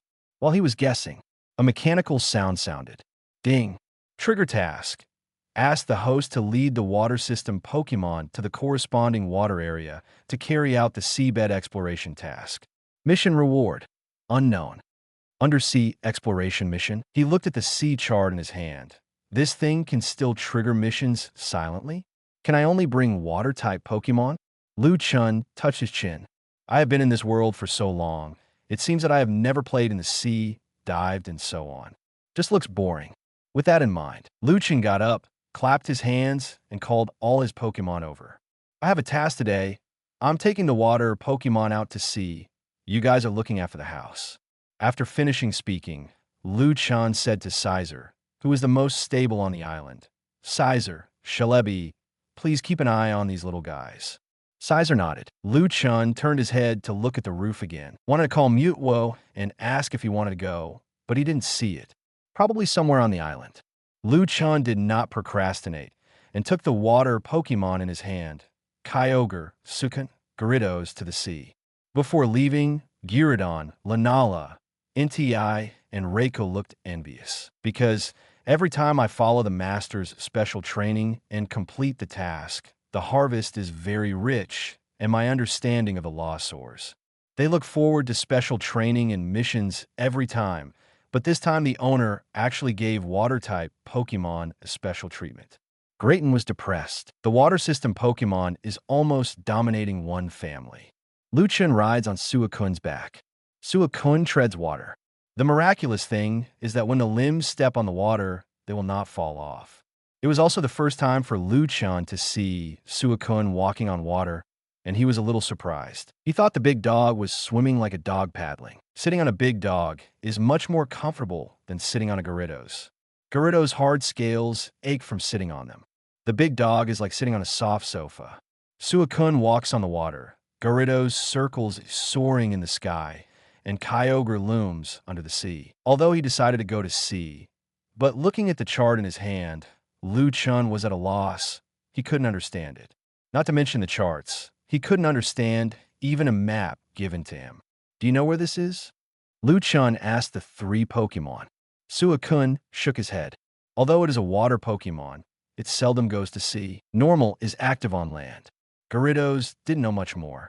When he was still Magikarp, he had small arms and legs and didn't go to too many sea areas. As the god of the sea, Kyogre is the Pokémon who created the entire ocean and remembers all the places he has been.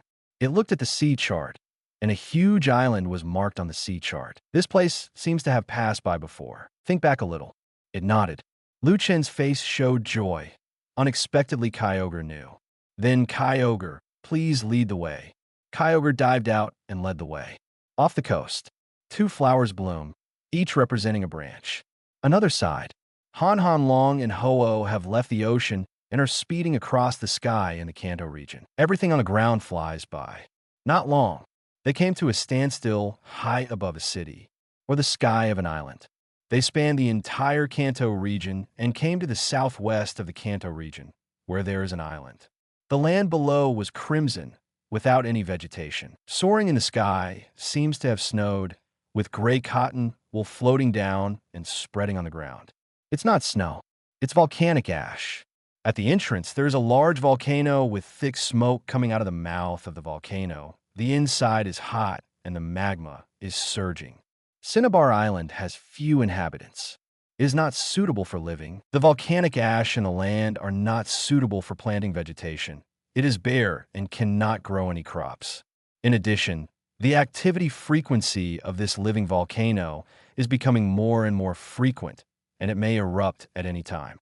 For the sake of safety, Alliance evacuated the few residents on the island. Inside the volcano mouth, there's a platform. That's the battlefield. A battlefield built in the mouth of volcano. Good. This is where one of the gymnasiums in Kanto, Cinnabar Gymnasium, is located. Inside the volcano mouth, the volcano rock wall was hollowed out, and then the gymnasium was built. Roar! Han Long motioned to Ho-Oh. It hates the environment of volcano. It's too hot. And Larvitar has the ice element attribute, so it doesn't like flames even more. Flying in the air is a bit unbearable. If you go down to the mouth of volcano, you will die of heat. They're kind of lucky they brought Ho-Oh, just put Ho-Oh down a challenge and just watch in the air. Unlike Hanhenlong and Larvitar, Ho-Oh feels very comfortable in this environment. He is a first-level god of fire plus flying. Is the gymnasium below? It nodded. Then it swooped down and landed on the battle platform at the mouth of volcano and let out a high-scoring phoenix cry. The crisp phoenix sound resounded throughout the belly of volcano. The owner of the Cinnabar Gym is Blaine, fire trainer. Also, the former fire element elite, the strength of a body is no less than that of the champion. After retiring, he came to Cinnabar Island to be a gym leader. The day is also leisurely. Inside the gym, the high-pitched phoenix call caught Blaine's attention. He was startled. Then excitement appeared on his face. This bird is calling. Could it be that Moltres is back? The Cinnabar Gym itself is not on Cinnabar Island. After Blaine became the owner of the gym, he moved the fire gym to Cinnabar Island and named it Cinnabar Gym. Not for other. 4. Moltres. It is rumored that Moltres once came to this volcano, lived here for a period of time, and it was Moltres' lair. And Moltres with the priesthood. As a fire trainer, Blaine is crazy about fire Pokémon. It has been a lifelong dream to meet and fight against the legendary Moltres. When I was young, I might have fantasies about conquering Moltres, but now I am an old man, almost buried in the ground, and all my hair has fallen out. There are no other fantasies left. I just want to meet Moltres, fight with them, and feel the power of fire beasts. But he's been here for almost 10 years, and there's no sign of Moltres coming back. I didn't expect today, but suddenly there was a high-pitched bird song. The hot environment in Volcano, non-fire Pokemon would not come at all. Neither Bidiao nor Fiero exist on Cinnabar Island. They hate the volcano environment, so it may well be that Moltres is back. He rushed out in a hurry. His body was full of vitality, as if he had regained his youthful vigor. Soon, they came to the opposite site of the gymnasium. The magma under the ground roared hotly, showing a piece of crimson. He saw that there was indeed a bird Pokemon standing on the field with crimson feathers. Moltres! Blaine was excited and rushed over. As the figure of the bird Pokemon gradually became clear in the eyes, he was beginning to be disappointed that it wasn't Moltres. The figure of Moltres has been observed for many years. This Pokemon is not Moltres. TRR. The bird Pokemon clearly appeared in its eyes, and he also saw the whole picture of the bird Pokemon clearly. The pupils suddenly narrowed to a point. The boss with his mouth open. The whole person seemed to be petrified on the spot. There was a storm in my heart. No, not Moltres. Rather, a stronger existence than Moltres. The mega beast of the Kanto continent. Ho-Oh! Blaine's identity is different in games, anime, and comics. In the comics, he is the one who created Mew. He was a former researcher of Team Rocket. In the anime, he is just a simple gym master. Chapter 91. Ho-Oh's first gym battle. Mewtwo back at the Rocket's general base, a different space in the sea. Blaine came to the field of battle. His eyes were dull, and he looked at the Pokemon on the other side of the battlefield. The root feathers of this Pokemon exude a noble light, and the 7-color divine light shines between the hair feathers. Noble and magical. It seems to have become the visual center of the whole world. It's like a god patrolling the world. A noble and inviolable aura emanates from it, which is awe-inspiring. Blaine's heart was filled with turmoil, and he wiped his eyes, fearing that he might be wrong. Ho-Oh, the legendary Ho-Oh, the mega beast of the Kanto continent, has helped mankind solve several great crises in history. It is countless times stronger than Moltres. The mega beast, Ho-Oh, Blaine, is not a native of the Kanto region. His ancestral home is Ikrutik City, and he grew up listening to the legend of Ho-Oh since he was a child. It is also a pity that my ancestors drove away these mega beasts. Fortunately, Ho-Oh and Lugia are kind-hearted beasts, but they are disappointed with humans and no longer protect humans. If it were those violent beasts, the entire Kanto continent might be destroyed. Blaine's love for fire Pokemon is also related to Ho-Oh, because Ho-Oh is the mega beast in the field of fire. But he also knows that it is difficult to even meet a mega beast like Ho-Oh. I can only settle for the next best thing and pursue Moltres, which is also a fire type plus flying type beast. He never thought of it. I have been waiting at the mouth of Volcano for nearly 10 years, but instead of Moltres, I waited for Ho-Oh. For a moment, Blaine felt that his life was enough.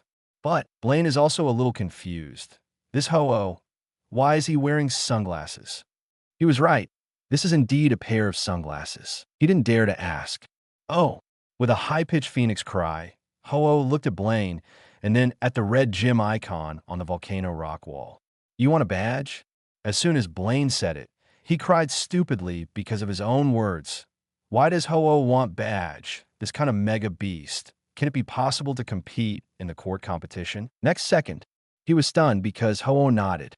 Ho-Oh ranks in 173, but it really needs a fire element badge. Shout!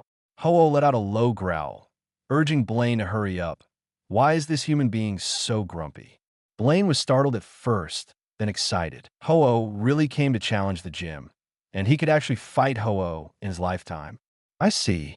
Blaine excitedly took out his own Pokeball, but did not use the gym Pokemon provided by Alliance. A large red dog appears, Arcanine. Ho-Oh thought for a while, Dragonite seemed to say that as long as you defeat this human Pokémon, you can reach badge. The momentum froze slightly. Ah! Arcanine screamed suddenly, lying on the ground and trembling all over. Blaine called out all his Pokémon. No surprises. Even his own trump card Ninetales and the duck-billed Charmander were trembling under the aura of Ho-Oh. Let alone fighting. They couldn't even stand up. His Pokémon are all fire type. How can he have the intention of fighting against Ho-Oh, the supreme fire type? Blaine smiled wryly. He was too whimsical. My own Pokémon are all champions, and none of them has broken through to the legendary level. What do you use to fight the beast? Not to mention facing Ho-Oh. Even facing Moltres, I'm afraid it will be the same. Ho-Oh, can I see your strength? Blaine's eyes glowed expectantly. Ho-Oh glanced at him, as if looking at a mentally retarded person. If you tell me to show it, I will show it. Wouldn't it be embarrassing for me? Blaine wasn't disappointed either. Seeing Ho-Oh would have killed him. This is the Cinnabar badge. Blaine took out a crimson badge and threw it at Ho-Oh. Stretch out your paws to catch it. The wings fluttered and colorful light spots flew in the air. Preparing to leave. Boom, boom, boom, boom. Suddenly, the magma roared. The billowing smoke continued to come out, and the entire volcano was shaking. The volcano is shining brightly, and the scorching heat waves follow one after another. Blaine's expression changed. Volcano is about to erupt. It stands to reason that it will erupt after half a year. He looked at Ho-Oh. It was Ho-Oh. Ho-Oh, as a fire-type super beast, just revealed a trace of momentum, which made the fire-type energy here more active, causing Volcano to erupt in advance. Bang! The entire volcano trembled even more violently, and then hot magma spewed up, terrifying and frightening. Ho-Oh glanced down at the spewing lava. Call! With a sound of phoenix cry, seven-colored divine light erupted from its whole body, and the light overflowed everywhere, reflecting the sacredness of this place. The colorful light was so dazzling that Jinbua couldn't open his eyes at all. When he came back to his senses, the violently shaking volcano fell silent. He looked around and looked up at soaring in the sky. In his field of vision, Ho-Oh was gone, leaving only a rainbow of seven colors in the sky. Blaine looked down the volcano. The boiling magma has completely cooled and has entered a dormant period, and there is no possibility of eruption for decades or even centuries. Blaine's eyes sparkled with excitement. Already old, he is smiling like a child at this moment. Ho-Oh, the power of Ho-Oh. He meets Ho-Oh, who has not been seen in the human world for hundreds of years. Also saw its power. Me. Suddenly, there was a roar from the side. Blaine turned his head to look. It was Ninetales. At this moment, Ninetales' Ninetales swung wildly behind him, and its momentum skyrocketed at this moment. Roar! Next to him, his other trump card Pokémon, the Charmander, is the same.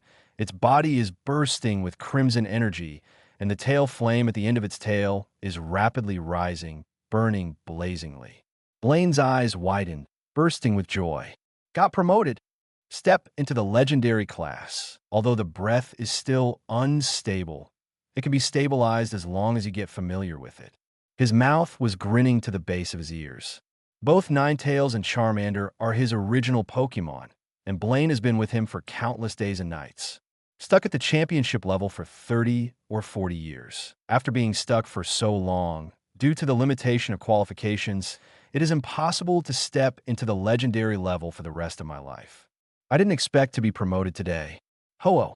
They observed and felt the power of Ho-Oh, and then successfully broke through. After all, Ho-Oh is a Mega Beast. Some Pokémon, entering the relics of the Mega Beasts and feeling the breath left by the Mega Beasts, can comprehend the power of the source and break through to the legendary level. Not to mention, today they faced Ho-Oh directly and felt each other's breath directly. It's a double blessing. Watch the rainbow over soaring in the sky. He sighed in his heart. Ho-Oh, it is indeed the head of auspiciousness. It is said that those who see it will have good luck in the future. Today, I am indeed the luckiest and happiest day in my life. But Blaine also had a question in his mind. That is, Ho-Oh seems to have come here specifically to play the gym, and he came here for badge with a purpose. He was a little puzzled. Why does this kind of mega beast need a badge? Could it be that he came to the gymnasium for the master? Will there be a trainer with Ho-Oh at the Indigo Plateau Conference more than half a year later to participate in the Indigo Plateau Conference? T-dash. He was stupefied by his own thoughts. What kind of stupid talk was this talking about? This is a mega god beast, an existence of the same level as the celestic god of the sea who created the land and created the ocean. How could anyone be able to subdue such a divine beast with the power of creation? Not to mention the mega beasts. The ordinary 3 god birds can't be subdued. They can only be willing to let them follow. In a human life, for the mega beast, is also a nap time. How can there be human beings worth following? If it was the Indigo Plateau Conference, someone brought Ho-Oh to participate in the quartz contest, let alone the champion of the quartz contest. When a person is old and useless, all kinds of messy ideas come out. Ho-Oh meets Han-Han-Long. Han-Han-Long's face was filled with excitement. The Ho-Oh that I absorbed is so strong. It also felt the aura emanating from Ho-Oh just now, which made it afraid. Sure enough, it is worthy of acquaintance with Guladon and the others. Before Han-Han-Long thought that Ho-Oh was at the same level as Suicune, because Suicune also knew Guladon in them. Now it seems that Ho-Oh is on the same level as Groudon. Han-Han-Long couldn't help grinning. Han-Han-Long, are indeed invincible, and if I recruit any Hanin in, I am such a powerful existence. In this way, their bully legion is invincible. They start their journey back. Come back tomorrow at the next gym. It's getting late. A bird and a dragon carry a Larvitar on their back. 3 Pokémon leave. After a long time, they pass through the Kanto mainland and return to the sea. Fly is in the endless sea. Fly for a while. Bang, bang, bang, bang. Unexpected, Han-Han-Long and the others saw fire and explosions coming from the island below.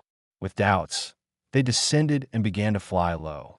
On the island, a silver Pokémon was floating in the mid-air of the island, continuously condensing energy bombs in his hand and bombarding the island.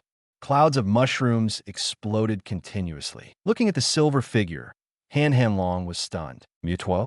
It flew down and came to Mewtwo with Ho-Oh. Under Mewtwo's feet, there are only Pokémon lying on the ground. It didn't kill it. The Pokémon just passed out. Mewtwo looked down at the crowd of terrified humans. Ho-Oh serves as the first-level god of the Kanto continent. These researchers of the rockets also know each other. If it was normal, they would be able to jump up excitedly, but now there is only panic. Ho-Oh. Mewtwo actually found Ho-Oh to act together. No wonder it dared to come directly to the door, not afraid that Boss Giovanni would activate the gene virus in its body. With Ho-Oh around, the whole Team Rocket are just ants. Mewtwo's eyes were cold. Not there. The man named Giovanni is not there. Tell me, where's Giovanni? It's for retaliate. Find a man, retaliate. It can feel that its hands and feet have been passive in its body, but its strength has been promoted, and it is sure to suppress it for a few minutes, as long as it defeats that man within a few minutes. When it came to this island, it found that the man people have left. All the rockets were terrified. They hurriedly said, "No, I don't know. We're just low-level researchers who are in charge of miscellaneous work. All important materials have been taken away. We are here to deal with the remaining matter of importance." Mewtwo looked at them and could feel that the other was not lying. Among these people, there are indeed no familiar faces. Actually, let him run away. A huge energy bomb was condensed in Mewtwo's hands. Bang, bang. In the middle of the island, the huge vibration made the island shake, and a mushroom cloud rose from the ground. Thinking about the expansion of the universe, the rocket's semicircular headquarters base is gone. There's only one huge pit left. Mewtwo didn't do anything to the rockets and flew away directly. Han-Han-Long and Ho-Oh followed. Mewtwo took a look at Han-Han-Long. Han-Han-Long is Liu Chen's Pokémon, and Liu Chen said that Han-Han-Long is the Pokémon that has been with Liu Chen for the longest time. For ordinary Pokémon, it doesn't bother to explain, and there is no need to explain, but Liu Chen's Pokémon is different. Confusion poured out. Han-Han-Long, Ho-Oh, and Larvitar were taken aback, thinking that Mewtwo was going to attack themselves. But then, a picture emerged in their minds. A silver-white Pokémon lies in a cold incubator. Countless humans in white coats injected things into it. And these humans made this Pokémon as a weapon. Humans have been suppressing this silver Pokémon and injected a genetic virus capable of controlling this Pokémon into its body. The picture flashed across the minds of Han Long and the three of them like a horse watching flowers. After half a minute, El Yuki, Han Long roared directly, with 2 pillars of air spit up in his nostrils. Now that Mutwo is on the island, it is the owner's Pokémon. The master has been teaching them to unite with each other. So all the Pokémon of the master have good feelings. Even the 3 slackers of Guladon are good. Pikachu, Larvitar, Shalebi play on it, and Groudon will also play with them. We are all family and partners. How could these hateful people treat Mutwo like this? No wonder Mutwo hates humans so much. Han Long want to turn around and blow up that island again. Ho-Oh also knows why this is called Mutwo's Pokémon, which gives it a sense of familiarity, and the breath on its body reminds me of Mew. And now, I finally know. It turned out that humans made Mew based on Mew's genes. Is there a so-called gene virus in the body? Since Ho-Oh wants to join the island, Ho-Oh also regards himself as a part of the island, so Mutwo can't bear to be bullied/humiliated. Shout! Ho-Oh gestures to Mutwo to land on a large rock in the sea. They fell. The Ho-Oh beast erupted with 7-colored divine light, and golden flames erupted, directly attached to Mutwo's body. Mutwo didn't resist because it felt no danger. The golden flames continued to burn on Mutwo's body, as if something had disappeared in his body and was turned into ashes by the flames. It's a genetic virus. Mutwo explored his body inch by inch, and the dormant gene virus was gone.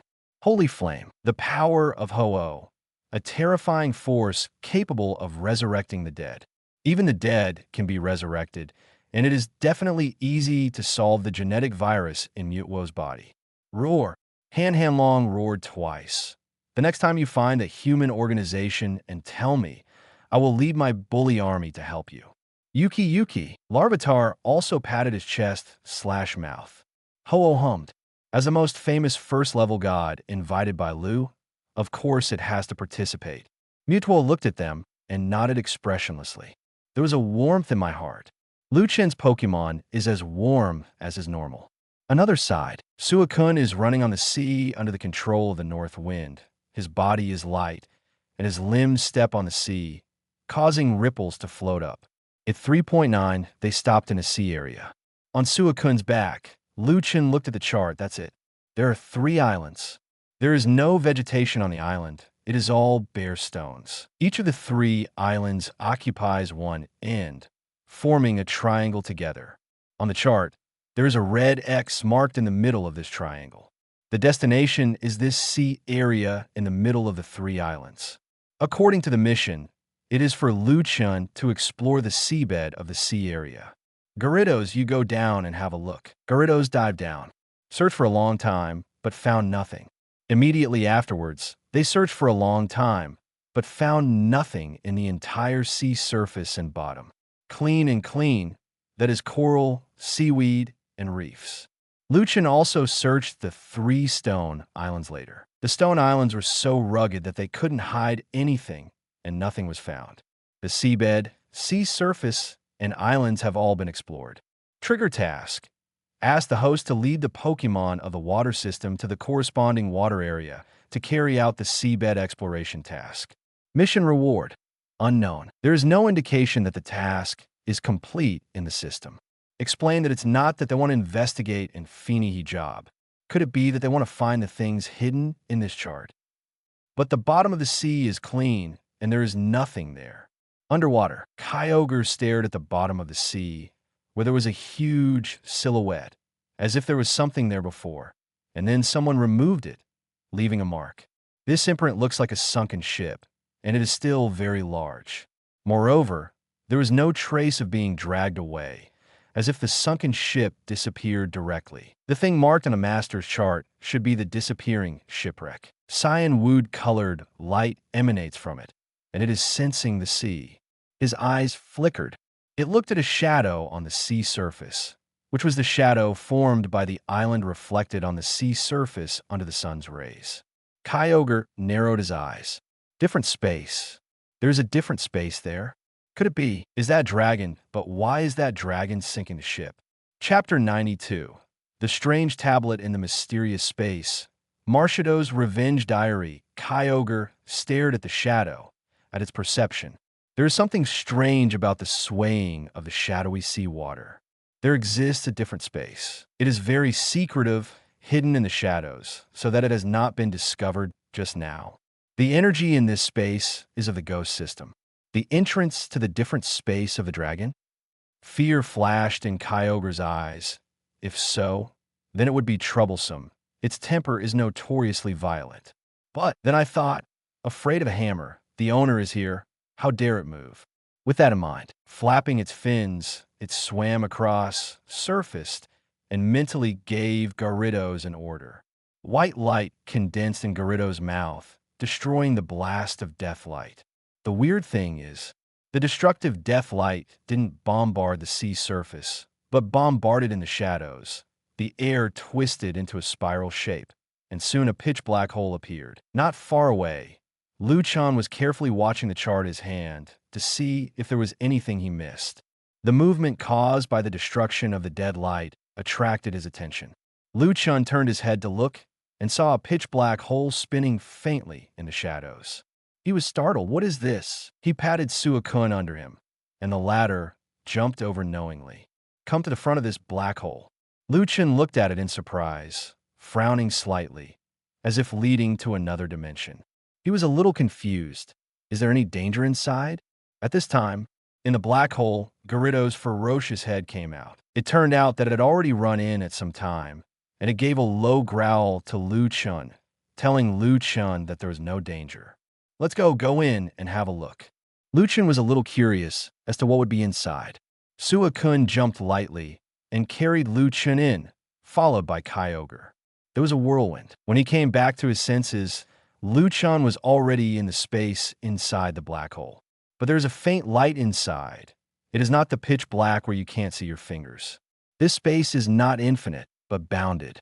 The surrounding walls are 09 haze like a wall, which is the boundary of the space. The space is not very big, about the size of a football field and a half. Except for a boat placed in the middle, there is nothing else, and everything can be seen. That must be what is marked on the chart, right? Chen looked at the ship and walked over. Is a shipwreck. A long time full of years, a long time ago dilapidated. It has existed on the bottom of the sea for an unknown number of years, and the wood has been rammed by water pressure. The wreck has dried up, and it must have been brought to this space for some time. Suicune jumped onto the sunken ship to find the way for Chen. Chen also boarded the sunken ship. The ship was quite big, hundreds of meters long and nearly 100 meters wide. At that time, it should be the top ship. Could it be that there are treasures inside? With curiosity, he began to search for the sunken ship. Kyogre flapped its fins and floated up. It looked at the different space here and shook its head. It's not that the dragon's space is empty. Speaking of the dragon that lived in the ruined world, Kyogre's eyes were also solemn. Terrible, terrible. It can only be described with these two words. The authority of the other party is the whole world, the world opposite to this world. Even the caterpie on soaring in the sky is a bit hypocritical to face it. Rayquaza is just the god of soaring in the sky, while the other party is the god of a whole world. Although the rules and laws of that world are incomplete, it is still a whole world. Previously on the sea, Black's energy is the energy of the ghost system. In addition, the whole leads to a different space. It also thought it was the dragon's ruined world entrance.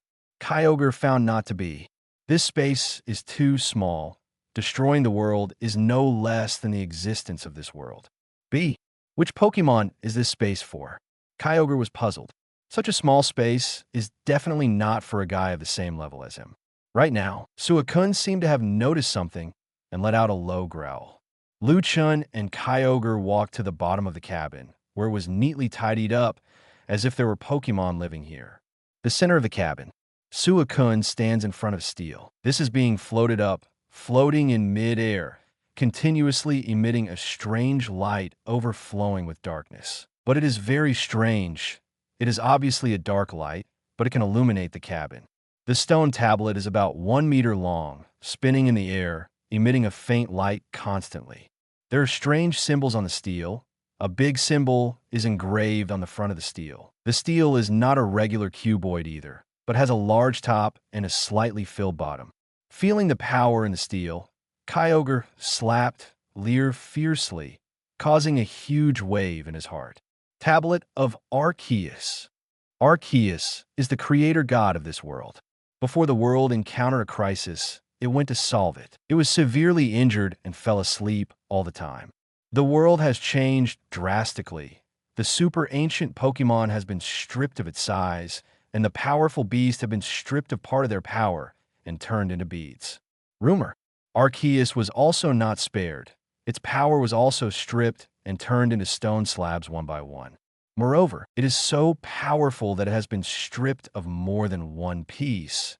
And it is said that there are 17 pieces scattered all over the world. In the crisis in the Terry world, Arceus successfully resolved the crisis. But because his own stone slabs were not fully assembled, he was hit hard, and the stone slabs he finally collected were scattered all over the world. Unexpectedly, there is actually a stone tablet of Arceus here. But it's useless. This is the exclusive power of Arceus. Other Pokémon can't drive, melt into the wooden body. B. Even if it doesn't work, it can make countless Pokémon flock to it. You know, these slates imprison the corresponding laws of Arceus. If you can comprehend them, it will soar into the sky. Chen was using the system's detection function to look at the steel. Strange Slate Ghost contains the power of a certain Pokémon and possesses great power. Please explore the specific effects by the host. After exploring, the sound of the system came out. Trigger task. Ask the host to lead the Pokémon of the water system to the corresponding water area to carry out the seabed exploration task. Ding! Congratulations to the host for completing the task. Mission reward: Strange Slate Monster, Ghost.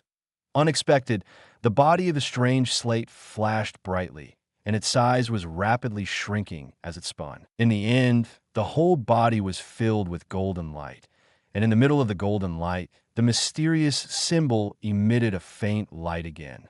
It floated in front of Chen. Chen stretched out his hand to hold it. This one, that's all the system rewards? Rewarded with a stone slab of unknown use. Chen was disappointed. The spicy chicken system. He thought there was some reward, but it turned out to be this slate. He was powerless to complain. I found all this slate, and I need you to reward it? Kyogre's eyes widened again, looking at Chen, shivering. Sure enough, it guessed right with Guladon. The master is stronger than Arceus. It and Guladon had met Arceus once, and felt Arceus' power. The god who can create the world. The power contained in it naturally terrified Guladon and Kyogre, and it can easily kill itself and Guladon in seconds. But they found that the law of human seems not to be stronger than Arceus. At that time, it thought it was an illusion. After all, they had never fought against Arceus. The whole world was created by it, and no one dared to fight against it. They believed that the master should be at the same level as Arceus. Now, Arceus exclusive slate. The owner actually stored it easily. This is a slate that contains the laws of Arceus. Doesn't it mean Master and Arceus are not at the same level at all? Pokémon of the same level dare not touch the opponent's laws at all. Just like Kyogre can't drive the Crimson Orb, because the Crimson Orb is transformed from the rules of Guladon. Even if it is also a first-level god, it is useless even if it gets the Scarlet Orb, because it is exclusive to Guladon. But the slate is exclusive to Arceus, but the owner can drive Solation with ease. Doesn't that mean, is the master stronger than Arceus, who created the world? Kyogre can't imagine how terrifying the realm above the creator god is. Of course, Chen didn't know what Kyogre was thinking. Looking at the palm-sized stone slab, he put it in his pocket. I searched the ship carefully. Found some jewelry, gold. There are also logbooks. It turns out that this stone slab was obtained by human accident, and finally learned that this stone slab is in another continent, and someone bought it at a high price, which is priceless. They were going to transport the stone slab over there. Oh, they encountered a Pokemon attack, and the ship was about to sink. So they drew a chart, marked the location of the shipwreck, put in a glass bottle, and put in a small box. And a group of people released the flying Pokemon to leave, planning to salvage it later. The diary is gone. Maybe they didn't know what they encountered later. They were wiped out, the box sank into the sea, and after an unknown number of years, it was washed ashore and picked up by Gyarados. Jewelry and gold loot, Chen did not take either. He is not short of this. If he is really short of money, the evolutionary stones on the island can be sold casually, and he can eat and drink for hundreds of lifetimes. Let's go. After saying hello, Liu Chun rode Sukun and left this space, and then left this sea area. An hour after Liu Chun and the others left, a Pokemon floats on top of the ocean. The whole body is composed of gray smoke, with a tiger head and a tiger brain. It is not big, because it is about 20 to 30 centimeters high. It floated with a loose shape, as if it was composed of smoke. From a distance, it looked like a gray candle. It came to the shadow in the sea, sank its body, and directly merged into it. Marshadao was 397 very excited. Just now he went out to subdue 3 younger brothers. In this way, the 3 underlings of that Flash Fiero will be held back by someone. Just thinking about that Flash Fiero Marshadao makes me angry. Damn Ho-Oh, didn't I just call it Fiero? And I've been kicking myself for nearly 1,000 years. It has only subsided over the years. It has been hammered out of the shadows, and it dare not stand up. Hateful. It does look like Fiero, the Flash variant, and I'm not lying. But it's okay. We'll soon be able to teach that Flash Fiero a lesson. 100 years ago, it got the Arceus slate by accident, and it was still of the ghost type. It has been comprehending the slate, and its ability has improved rapidly. Learn a lot of abilities. Marshadao is able to hide in the shadow of others it's hard to detect. As long as it doesn't want to come out, no one can force it out. But Ho-Oh's ability is so shameless. Its holy flame can force itself out of the shadows. However, it will be different if you wait until you break through. I will hide in its shadow when the time comes and call it Fiero every day, no, all the time, every minute. Annoy it. Marshadao was a little excited when he thought that his vengeance would soon be avenged. The battle plan has been thought out. First, the 3 little brothers I just subdued went to fight with the 3 little brothers of Ho-Oh and attracted Ho-Oh, taking advantage of the unpreparedness. I went directly into its shadow. Speaking of his 3 younger brothers, Marshadao never thought that they still exist in this world. It was thought to be extinct long ago. Marshado's body sank into the shadows and came to the shadow space he created. Flying to the sunken ship, the body ignored the object and passed through the wall directly. It can't wait to retaliate. Immediately, he will be able to break through. Soon, came to the bottom of the cabin. What? Why is it so dark today? In the past, the faint light emitted by the stone slabs could illuminate the entire cabin. What happened today? Something is wrong. It looked towards the middle of the cabin, was taken aback for a moment, then scratched its head as if something was missing. Then, Marshado's pupils dilated suddenly. Me, where's my slate? A scream came from its mouth. Its slate is gone. It was stolen by someone, and I went out by myself. It's gone. Damn, who the hell? Chapter 93. Yolongdu. I seem to have offended that lord. Marshadao searched the entire shadow space inside and out. Go back to the wreck and look at the empty cabin. It is sad from within. After finally breaking through, the opportunity to retaliate is in front of him. Because of his negligence, the ghost slate was stolen. It's about to cry. God is so unfair. Ho-Oh used to push itself endlessly. Now my slate is gone again. Marshado's uncomfortable body was constantly gathering, collapsing, gathering, collapsing. No, it has to get the ghost slate back, and it wants to see if the thief stole its ghost slate. It comes to where the ghost tablet was before. The wax wick on the top of its head burned, and its dark eyes lit up like candlelight. His eyes scanned the entire cabin. Feel. Damn, there's more than one person. Suddenly, he smelled a familiar breath. This breath. Whose is it? Why is it so familiar? Immediately, The candlelight above its head was shaking violently. Too much bullying, too much bullying. That damned Flash Fiero. Let his men steal the slate. Damn it. Marshadao remembered that this familiar aura was a Pokémon named Sukun under Ho-Oh. The insidious and stingy Ho-Oh actually sent his men to steal the slate. Marshadao was so angry that his body exploded, turning into haze and floating in the air. Shaking. A dignified first-level beast who came to steal the slate of a person who is less than a second-level beast. What about the face? Shameless. It seems that that stinky Flash Fiero is probably also afraid of breaking through, knowing that after breaking through, its holy flame cannot force itself hiding in the shadow. Can't bear it. Marshadao is a lot like rushing to Ho-Oh for trouble. But after thinking about my miserable memories before, it's better to forget it and wait until after the promotion. It snorted coldly, thinking that taking away the ghost slate would prevent itself from breaking through. The body that exploded was gathered together again. Marshadao got out of the shadow space and left. Home Island. Sabrina stood in the manor.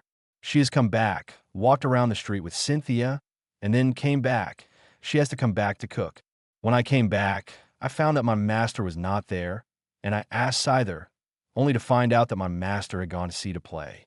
Placed purchased items from Cerulean City in the warehouse. Practiced the piano in the garden. I also expected that Meloetta would also play the ensemble by herself.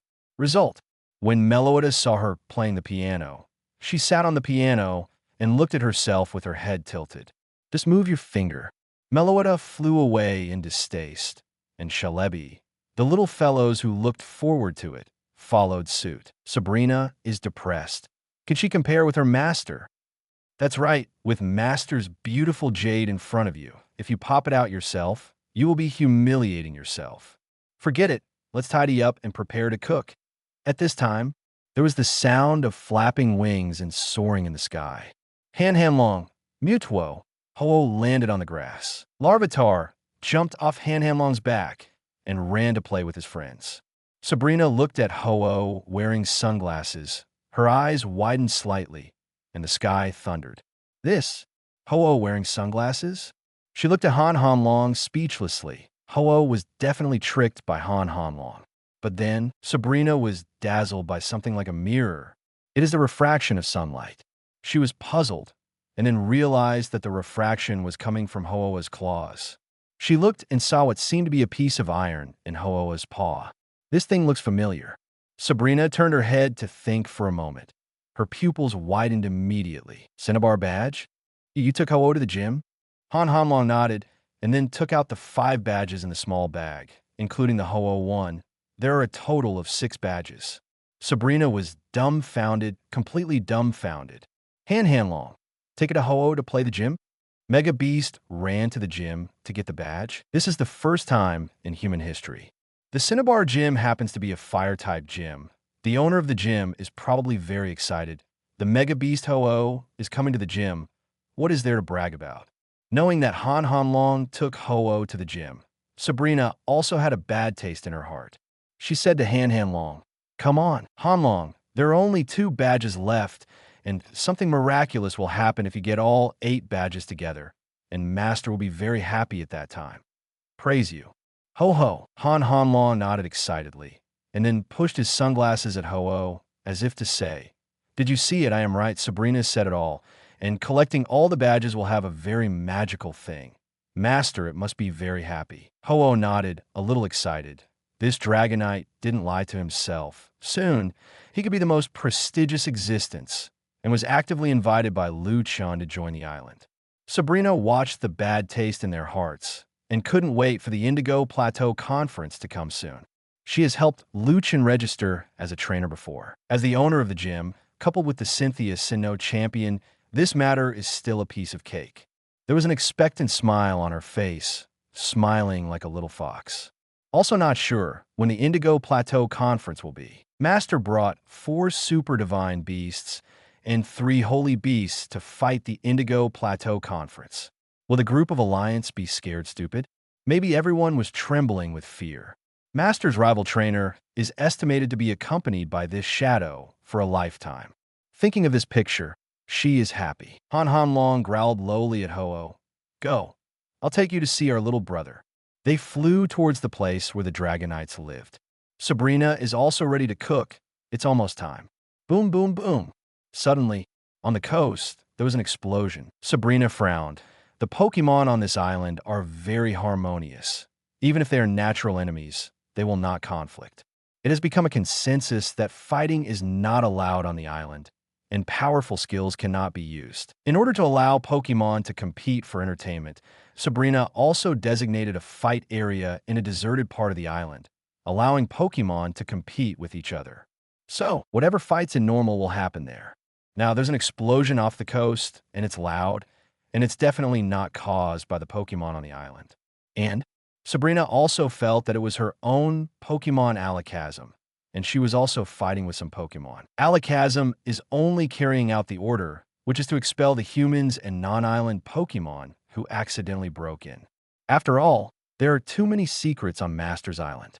Once it is leaked, I am afraid that there will be a steady stream of flies coming. Sizer, give me a ride. Let's go take a look. Sabrina boarded the Sizer and headed towards the direction of the explosion.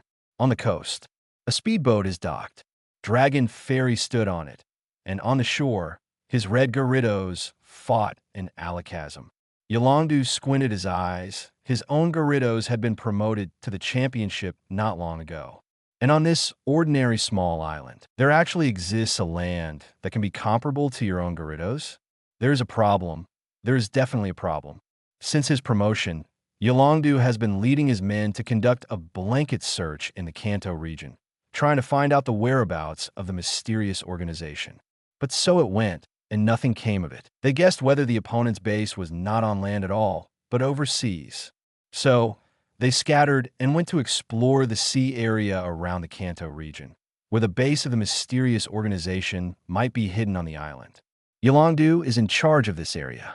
He drove the speedboat, and Gyarados opened the way in front. Not long ago, Gyarados came to report that he had found an island. Yolondu was about to go to the island to investigate for himself, but an Alakazam appeared, prohibiting them from going to the island and trying to expel them. After that, one side refused to give way, and the other side wanted to go to the island. So the two sides fought. Stop! And soaring in the sky, a figure flew down. It's you? Sabrina didn't expect it to be Yolondu. She said, "This is a private island. Please leave." Sabrina, the master of the superpower department? Yolondu frowned slightly. He is a Kanto elite and knows about Sabrina. But why did the owner of the Alliance show up on this island? Could it be, like Giovanni, this Sabrina also belongs to a mysterious organization?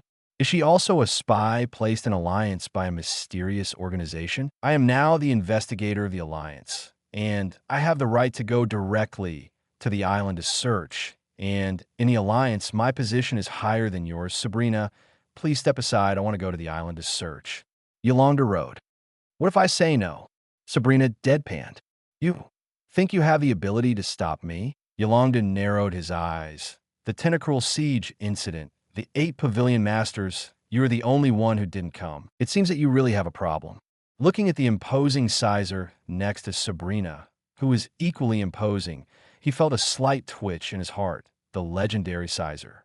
Then she looked at another Pokemon at her feet, the Sun Pokemon, Champion. An ordinary gymnasium owner, owning 1 legend and 2 champions? This is not much better than myself. Really, there's a problem with this Sabrina, and it is very likely that she is a member of the mysterious organization. Is the base of the mysterious organization on this island? I didn't go. Sabrina said, if I didn't go, can you stand here and talk to me? Since you refused to leave, I can only let you go. Sabrina said. Yolondu snorted coldly. The Poke Ball is thrown. Trump cards legendary Dragonite. Aerodactyl, Flygon with Gyarados. A total of 4 Pokemon appear beside him. You have no chance of winning. I advise you to catch him without a fight. Sabrina didn't answer and said to Sizer, Sizer is calling someone. Sizer surged with energy. Chat. A roar resounded throughout the island. Yolondu was full of confidence. It also has 2 Poke Balls around its waist, which also contain Dragonite, but not his Dragonite. It's the family's beast-level Dragonite. After experiencing the last Pokémon siege, Yolanda knew the strength of the mysterious organization, so he borrowed 2 Dragonites from the family specially. Even if the other party has a beast-level Pokémon, he doesn't panic. He wants to see who the other party can call. With 2 beast-level Dragonites in hand, he has nothing to fear. Ho! Right now, there was a roar from inside the island. This roar Yolanda game is familiar. Is it the voice of Dragonite, Sabrina, and Dragonite? Right at him, time of doubt. Hold head high. Ho ho ho. Roar. Countless roars came and went. It's all Dragonite's growl. A stream of golden streamers rushed over. It was all Dragonite. And what surprised Yolanda was, these Dragonites are all wearing sunglasses. There are so many Dragonites on this island. To be on the safe side, Yolanda directly threw out the 2 Pokeballs he was holding. Ho! The 2 beast-level Dragonites intimidated the audience. And with these 2 by their side, Yolanda's heart was completely at ease. Whoosh whoosh, a Dragonite landed next to Sabrina, all wearing sunglasses. There were more than 20 of them. Even if you have so many Dragonites, dragon skills can cause double damage to dragon Pokémon. And the Dragonite I have here has 1 legendary level and 2 mythical beasts. In the face of absolute strength, how many of you are there? After finishing speaking, Yolanda was stunned, because he found that his Dragonite and 2 beast-level Dragonites were trembling, and there was a sound of fear in his throat. They were desperate in their hearts, and the beast-level Dragonite wanted to slap Yolanda into the water with a slap. It's not good where you are going. What are you doing here? And you come as soon as you come. Can you not bring hostility? Han Hanlong was very excited.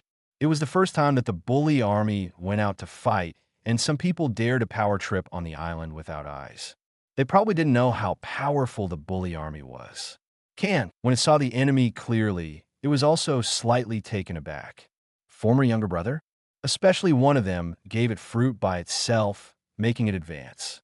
After going back, actually eat inside and outside, it got angry and roared at them immediately. The 3 Dragonites passed away in panic. Han Hanlong is just 1 kick at them. The ultra-ancient Dragonite also stared at them with an unfriendly expression. When they left, they told themselves not to reveal the location of the island. That being the case, then clear the portal. A faint light emanated from the ultra-ancient runes on its body, and the eyes of the rest of the Dragonite also had dangerous glints. The 3 Dragonites of Yolanda were completely panicked, their bodies trembling violently like chaff. He kept growling, as if explaining something. Immediately, as if to show their loyalty, the 2 beast-level Dragonites actually betrayed Zhao Hao Hao and stood beside the opposing Dragonite. The Dragonite of Yolanda didn't know what to do, so it stayed where it was, looking at Yolanda with resentment. Putting your own Pokémon to death. Is this a human thing? Yolanda was completely stunned because he also saw the Dragonite whose whole body was covered with tadpole runes. He recognized it. There was a huge wave in my heart. Ultra-ancient Dragonite. Looking at the 2 rebellious beast-level Dragonites, the resentment in the eyes of his Dragonites, and the 3 trembling Pokémon beside him. It was like a bolt from the blue exploded in his heart. At this time, he still doesn't know where this island is. This is the island where the ultra-ancient Dragonite is located. He also finally knew what Sabrina meant when she went to attack Pokémon. Because of her, he could stand here completely. It turned out that those huge Dragonites were brought by her to support them. Except for the super ancient Dragonite and the leading Dragonite, are these 19 Dragonites the same as the 19 that beat Tentacruel back then? His throat wriggled with difficulty. He remembered that Cynthia said, the super ancient Dragonite is on the island of that, and is the younger brother of that Dragonite. So, this is the island of that adult. He knew the strength of the ultra-ancient Dragonite. He directly, forcibly controlled the family's top combat power, and they paid a lot of money to get it back. If the ancient Dragonite is gone, the Dragonite can only be gigantic, and he will never do it. 2. Such a terrifying Dragonite army is just the younger brother of the Pokemon Dragonite of that adult. You can see the whole leopard at a glance. Enough to see the terror of the other party. Then, out of the corner of his eye, he saw two figures approaching. His head went pale with a bang. NTI Raikou. I was shocked and even more terrified. The legendary Pokémon are all on each other's islands. Sir, how terrifying is it? Endless fear arose in Yolongdu's heart. Pregnant. Chapter 94. Giovanni, let's cooperate. I found the whereabouts of Guladon. The beast-level Dragonite rebelled directly, and his own trump card Dragonite feared in front of the opponent's Dragonite. His other three Pokémon were trembling beside him. A group of Dragonites that are more terrifying than the giant tentacruel are staring at him in the front, and Raikou and NDI are watching him on the left and right.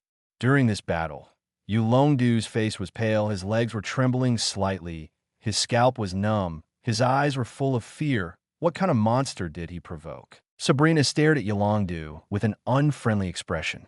The champion of Chengdu, the elite of Kanto, seems to have been promoted again according to what he just said.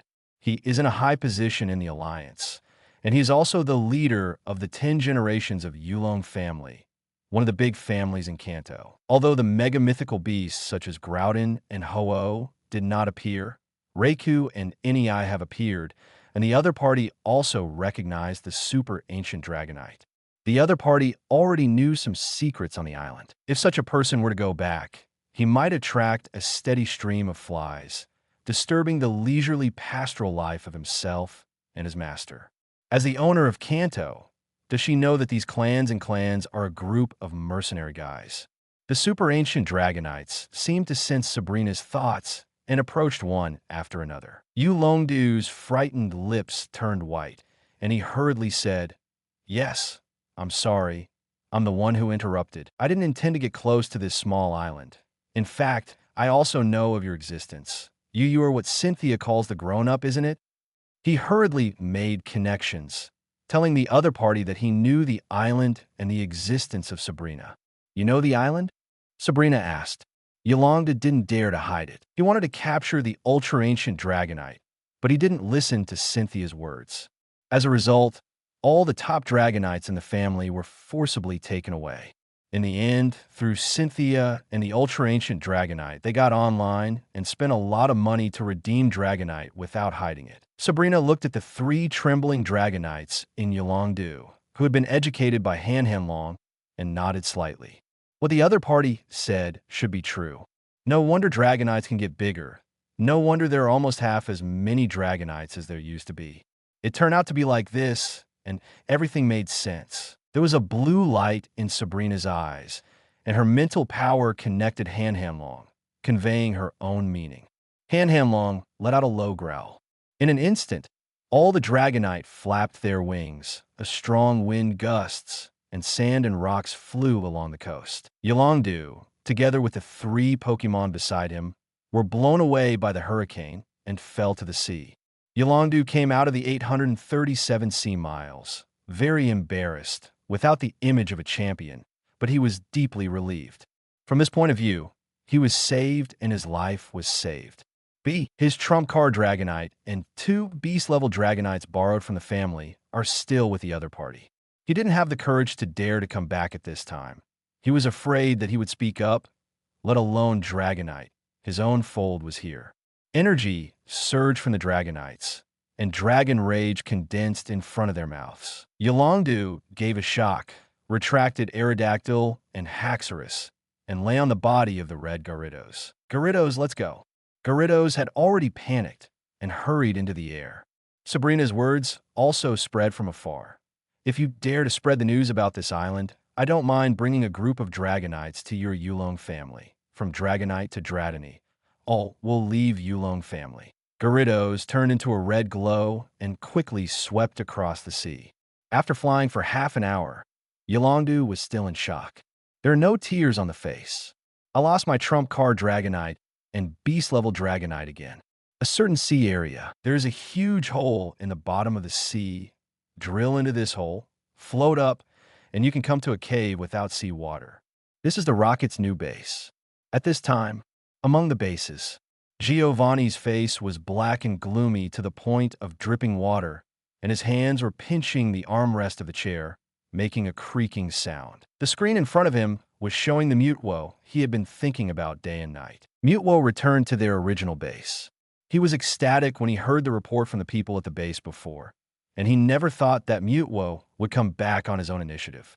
Could it be that the people from that mysterious organization tried to control it, and then Mutwo took it all at once, and Mutwo escaped because of this? Mutwo wiped out the mysterious organization, thought he could do it, come back retaliate? After all, Mutwo is a second-level mythical beast.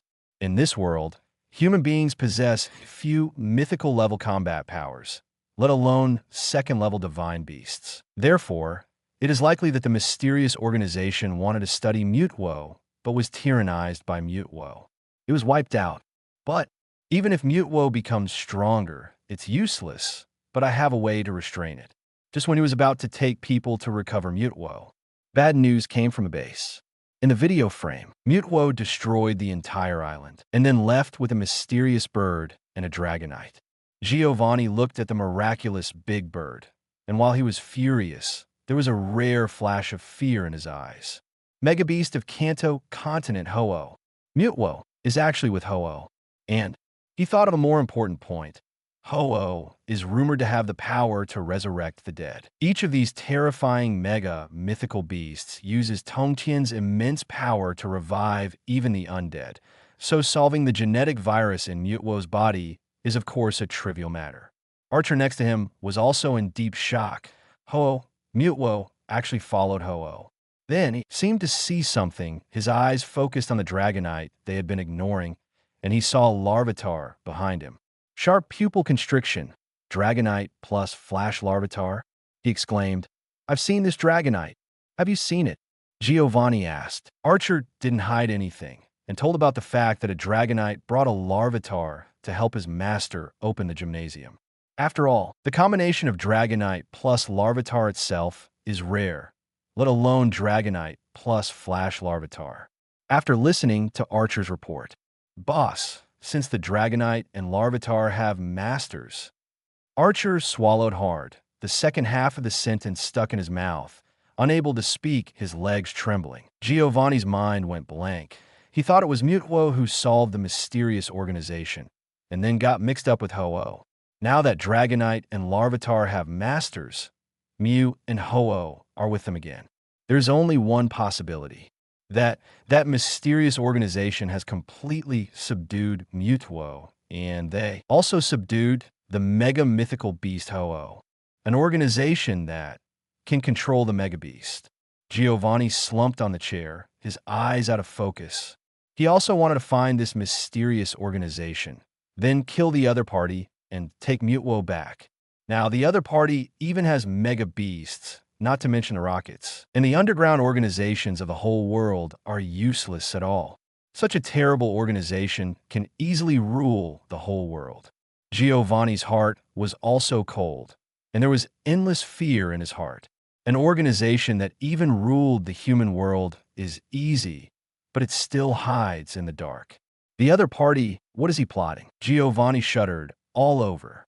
If it was him, as long as Mutwo was promoted to the first level of beast, he couldn't wait to rule the world and rule the whole world. As for the other party, the power is so terrifying, but it still hasn't been exposed to the world. What do they want?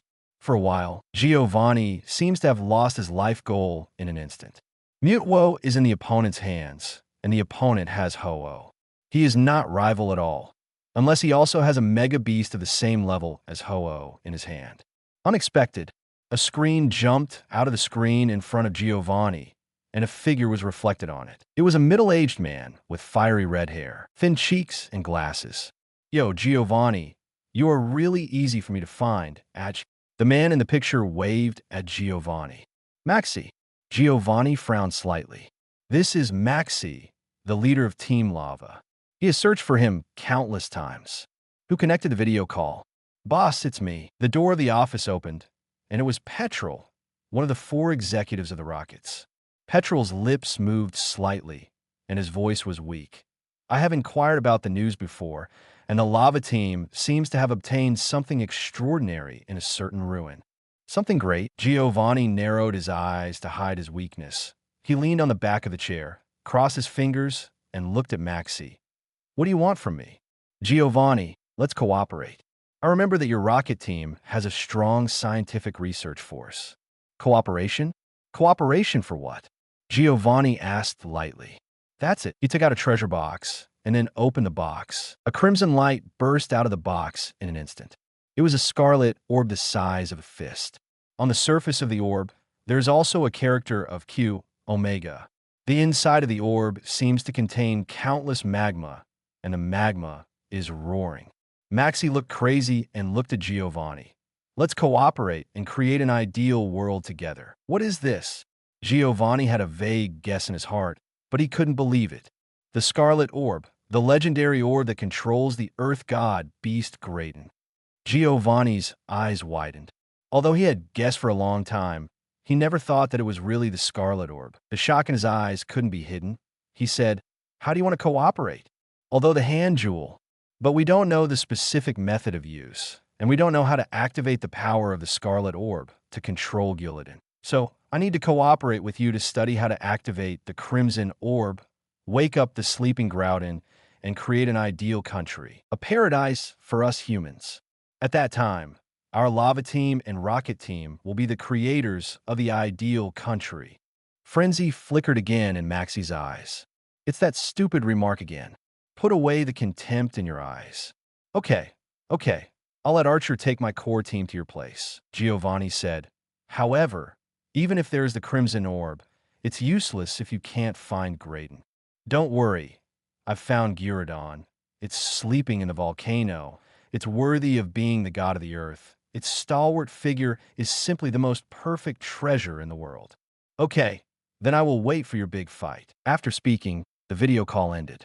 Giovanni was also a little unbalanced.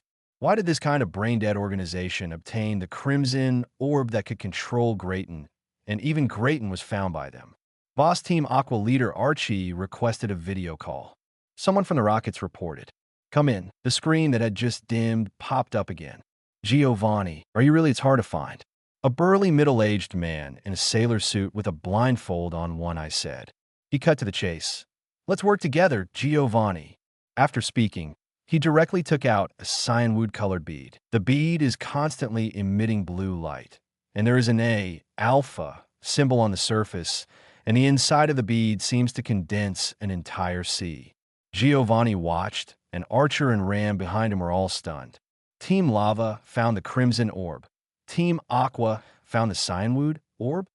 Giovanni was really jealous. The two brain-dead underground organizations in the Hoenn region have found something that can control the Mega Beast.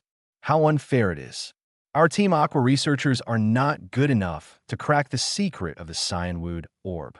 They don't know how to activate it, and they don't know how to control Kyogre. I need your help. Archie looked fanatical.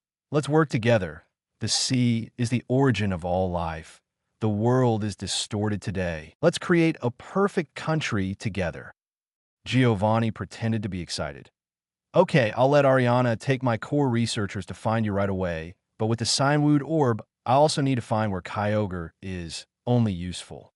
Don't worry, I found a place where Kyogre is sleeping. It really is the origin of all life. It is simply the most perfect existence in this world. Archie sighed. Giovanni chatted with him a few more words before ending the call. Sit on the chair. Giovanni did not expect that these two organizations, which he always regarded as brainless and despised, would actually find the legendary Crimson Orb and Cyanwood Orb. His mind was spinning, his hand was beating rhythmically on the armrest, and after a while he said, Archer, you lead half of the researchers to find Maxi. Petrol, tell Ariana to take the remaining researchers to Archie, Giovanni warned. But remember, don't let them find out that we have cooperation with both of them. Yes, Petrol, boss, do we really want to cooperate? Giovanni narrowed his eyes. Do you think they are qualified to cooperate with us? I understand. I will give orders. Petrol showed a smile on his face, and sure enough, it was still the boss. After Petrol and Archer left, Giovanni has regained his previous self-confidence. Cyanwood Orb and Crimson Orb, Kyogre, the god of the sea, and Groudon, the god of the earth. At that time, he will control two Mega Beasts. With the touch of a finger, The previous video of Ho-Oh and Mutwo reappears. So what if you have Ho-Oh? At the same time, he looked at Mutwo and murmured, "Mutwo, you can't escape." Chapter 95. Changes of Arceus, Ghost Slate and Sacred Tree, Ultra Wormhole, Ultra Wormhole. Home Island. Suikun's lithe body touched the sea surface, causing tiny ripples. It carries Luchun and drives the north wind. Its elegant body schemes over the sea. Gyarados floats above its head, and Kyogre's figure appears and disappears under the sea. Soon, Suikun's elegant figure jumped lightly, riding the north wind, and landed on the home island. Soon, they returned to Xingyue Lake. Master, seeing Luchun coming back, Sabrina's eyes lit up, and she called out sweetly, "Roar!" Hen and Longi waited for the Pokémon to welcome the owner back. "Why did you come back so early? Didn't anything happen after I left?" Turning off Suicune, Luchin asked. "No." Sabrina tilted her head and answered, "Yolongdu seems to be nothing to worry about." Rubbing the head of Shalebi, who flew over and sat on his shoulder, Shalebi can now control his own strength. Luchan said, "It's good that nothing happened. These mischievous bastards, I'm really afraid that I will leave for a while." Skywarp. Roar. At this time, Han Hanlong pushed Ho-Oh. Luchin looked at Ho-Oh wearing sunglasses, feeling a little speechless. Han Hanlong growled at Luchin. Luchin understood the meaning of the words. He asked Ho-Oh, "Do you want to stay on the island?" The Ho-Oh chick nodded like a peck at rice. "It's okay. You can stay if you want. Just let me know when you want to leave." Luchan has never forced any Pokémon to be kept. It is all solation. They come and go. Just let him know when they leave. Originally, he wanted to add another sentence. On the island, just remember not to fight or cause damage. But thinking of the other party's performance in the past few days, he is another weak existence like Guladon, who knows nothing but summoning rainbows. So he retracted this sentence. Sabrina watched from the sidelines, her heart no longer fluctuating. Another Mega Beast joins, already numb. Hear Lu Chen's words. Ho-Oh tilted his head. Does this mean that Lu Chen invited himself to join the island? Should count? Well, I didn't say that I wanted to stay, and I didn't beg for nothing like Guladon. This must be considered Lu Chen's initiative to invite himself to join the island. Shout! Ho-Oh flapped his wings and soared into the sky, making a cheerful phoenix cry. Ho-Oh, really have the most reputation. I was actively invited by Lu Chen to join the island and beat Guladon and them. Ho-Oh was very happy. He glanced at the three little brothers on the ground and raised his head, finally regained the majesty of his boss. Guladon and the others had to stay on the island with a stern face, and he was invited by the island owner. Who else? Guladon glanced at the dreadful Ho-Oh and saw that it was also wearing the same sunglasses as Han Hanlong. Its huge eyes flashed speechless. This Thunderbird was really closed and stupid. It turned out to be as stupid as a stupid dragon. Then came dinner. Ho-Oh doesn't need to grab his little brother's food anymore. Sabrina gave him an exclusive food bowl. Knowing that there may be mythical beasts and Pokémon coming to live from time to time, Sabrina prepared various types of food bowls. After a full meal, Ho-Oh is very comfortable. As the most famous Pokémon on the island, it found the tallest fruit tree in the orchard next to Xingyue Lake as its habitat. In the garden, Luchan was lying on the armchair, and the after-dinner snacks and fruits prepared by Sabrina were placed on the table beside him. He took out from his pocket the things he had obtained during the voyage. Strange tablet. Ghost, hold it in your hand and look at it carefully. This stone slab is golden all over, and the texture is similar to jade in your hand, giving people a warm feeling. But what's the use? Unreliable system. Shaking his head, Luchan prepared to put it in the system's warehouse. At this time, suddenly, a slab of golden light floated up. Star Moon Divine tree exuded bright starlight. The two seemed to be attracted to each other.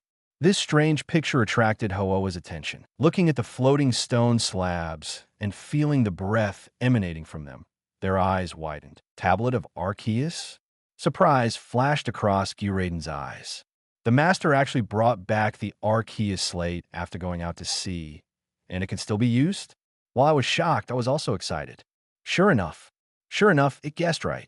The master is stronger than Arceus. Looking at the slate, Guladon also thought of the crimson orb formed by his separated power. I don't know where I went, and I haven't found it after searching for a long time. But Arceus is much worse than himself. Arceus' power seems to be divided into more than 10 shares. The Ghost Slab and the Star and Moon God Tree are constantly blooming with light. The Ghost Slab seemed to be attracted by something. It floated over and stagnated under the Xingyue God Tree. The Star Moon God Tree is full of starlight. A new branch grew from the trunk, and the green leaves were lush. The Ghost Slate leaned up and stuck to the end of the branch. It looks like a stone slab growing out of the branches. Suddenly, the branch became pitch black, and the leaves on the branch also changed from emerald green to jet black, and the color was like a black gem. In the whole Xingyue God Tree, there are only black branches with ghost stone slabs. But it doesn't look abrupt, and there is no sense of disobedience. It seems that this is normal. The size of the Xingyue Shanshu also grew a section against the wind, and the starlight mist spewed out had a different change, and a star like a black hole appeared. As the breeze blows, the leafage shakes and makes a rustling sound, and the ghost slab sways along with it, as if it had grown on it. Star Moon Divine Tree. Mutating 1/17.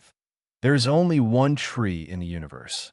It absorbs the power of moonlight and stars, and has mysterious and unpredictable abilities. Please explore the specific effects by the host. Mutation occurs. There will be a strange effect. The result of this time, unknown. Mutated? It has been almost 10 days since the last star fruit was produced, only to bear the moon blossom fruit again. Star fruit and moon blossom fruit will be rotated. The fruit that was supposed to bear this time was star fruit, but became unknown at this time. Chen also looked at 1/17 behind the Xingyue God Tree. He looked at the ghost slab hanging on the branch of black, and had some vague guesses in his heart. This kind of slate, feelings still have 17 free? I don't know what kind of stone slab is used to make the Xingyue God Tree react. The Star Moon Divine Tree is a divine tree. The corresponding is a beast. The description of the slate appeared in his mind. Strange slate ghost. Contains the power of a certain Pokémon. Possesses great power, and a specific effect is for the host to explore by himself. Contains the power of a certain Pokémon. The Star Moon God Tree is against the divine beast. So, these slabs belong to a certain divine beast? Looking at the stone slab on the branch, Chen was also slightly uneasy. The combat power system and upper limit of this world are very high, and there are gods.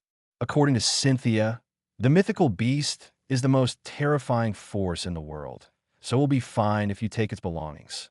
Right? It panicked. A group of weak chickens on my own island, but the beasts are like gods. What if the other party comes to kill you? How could the weak chicken on the island be rival? If Guladon knew what Chen was thinking, he would definitely not refute this time. Because if Arceus, the owner of the Ghost Slate, came, and if Chen didn't make a move, the Pokémon on the entire island would really be overwhelming. Chen is calculating his combat strength. The strongest estimate is Gyarados, Sizer, Sabrina's son Pokémon, Alakazam.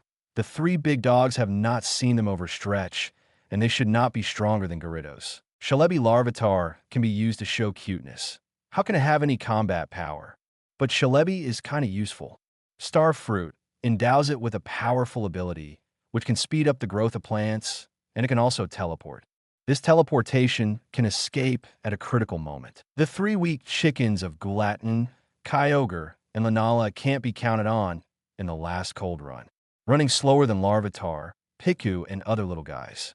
After running 5 kilometers, he almost collapsed on the ground. This combat power, it would be nice not to hold back. Not to mention the newly added Ho-Oh. These days, I know what it is capable of.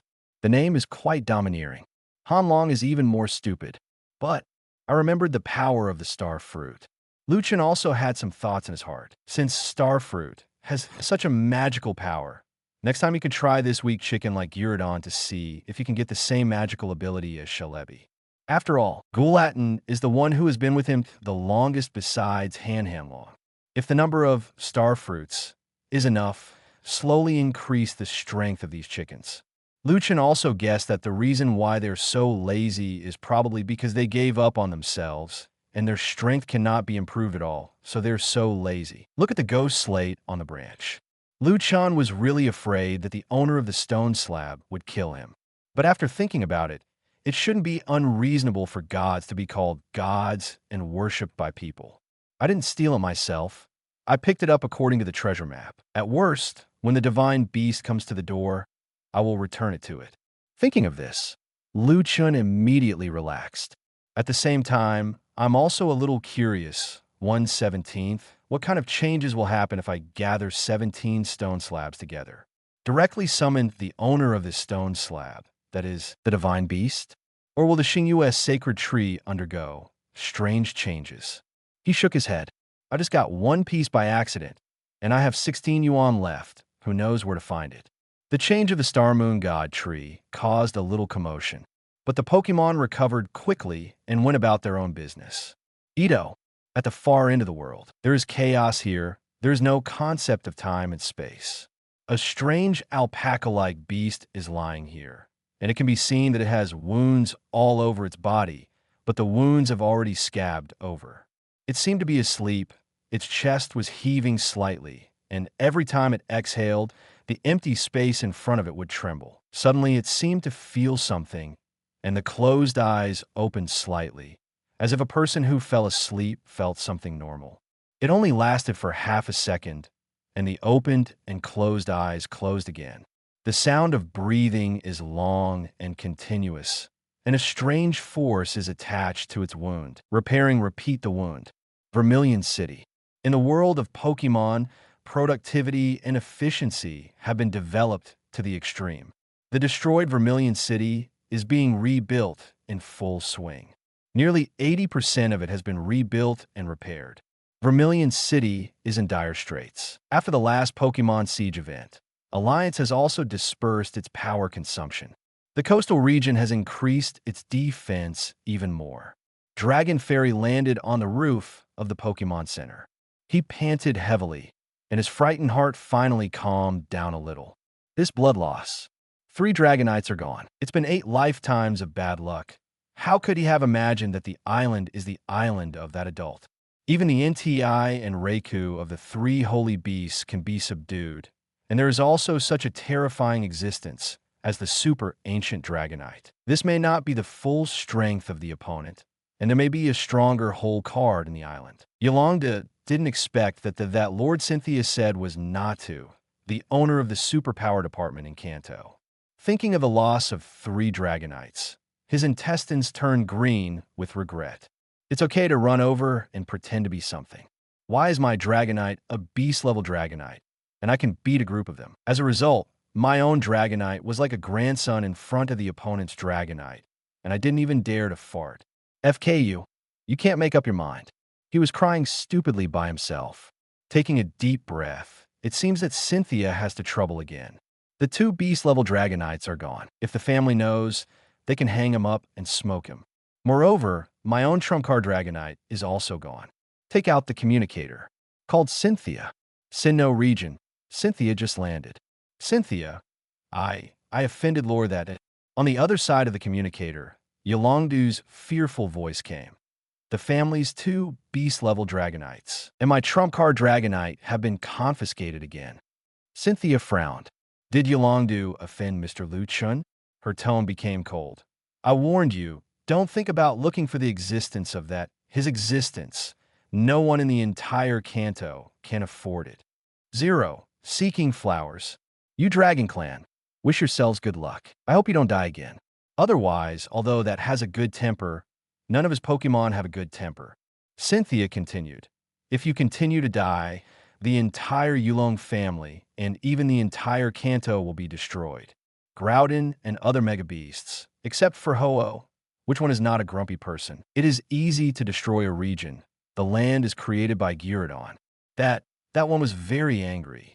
Yulongdu said anxiously, recalling Sabrina's cold eyes, this is not a good temper. Cynthia's eyes froze. Even Mr. Chen's good temper was provoked into a rage. Yolanda, what did this do?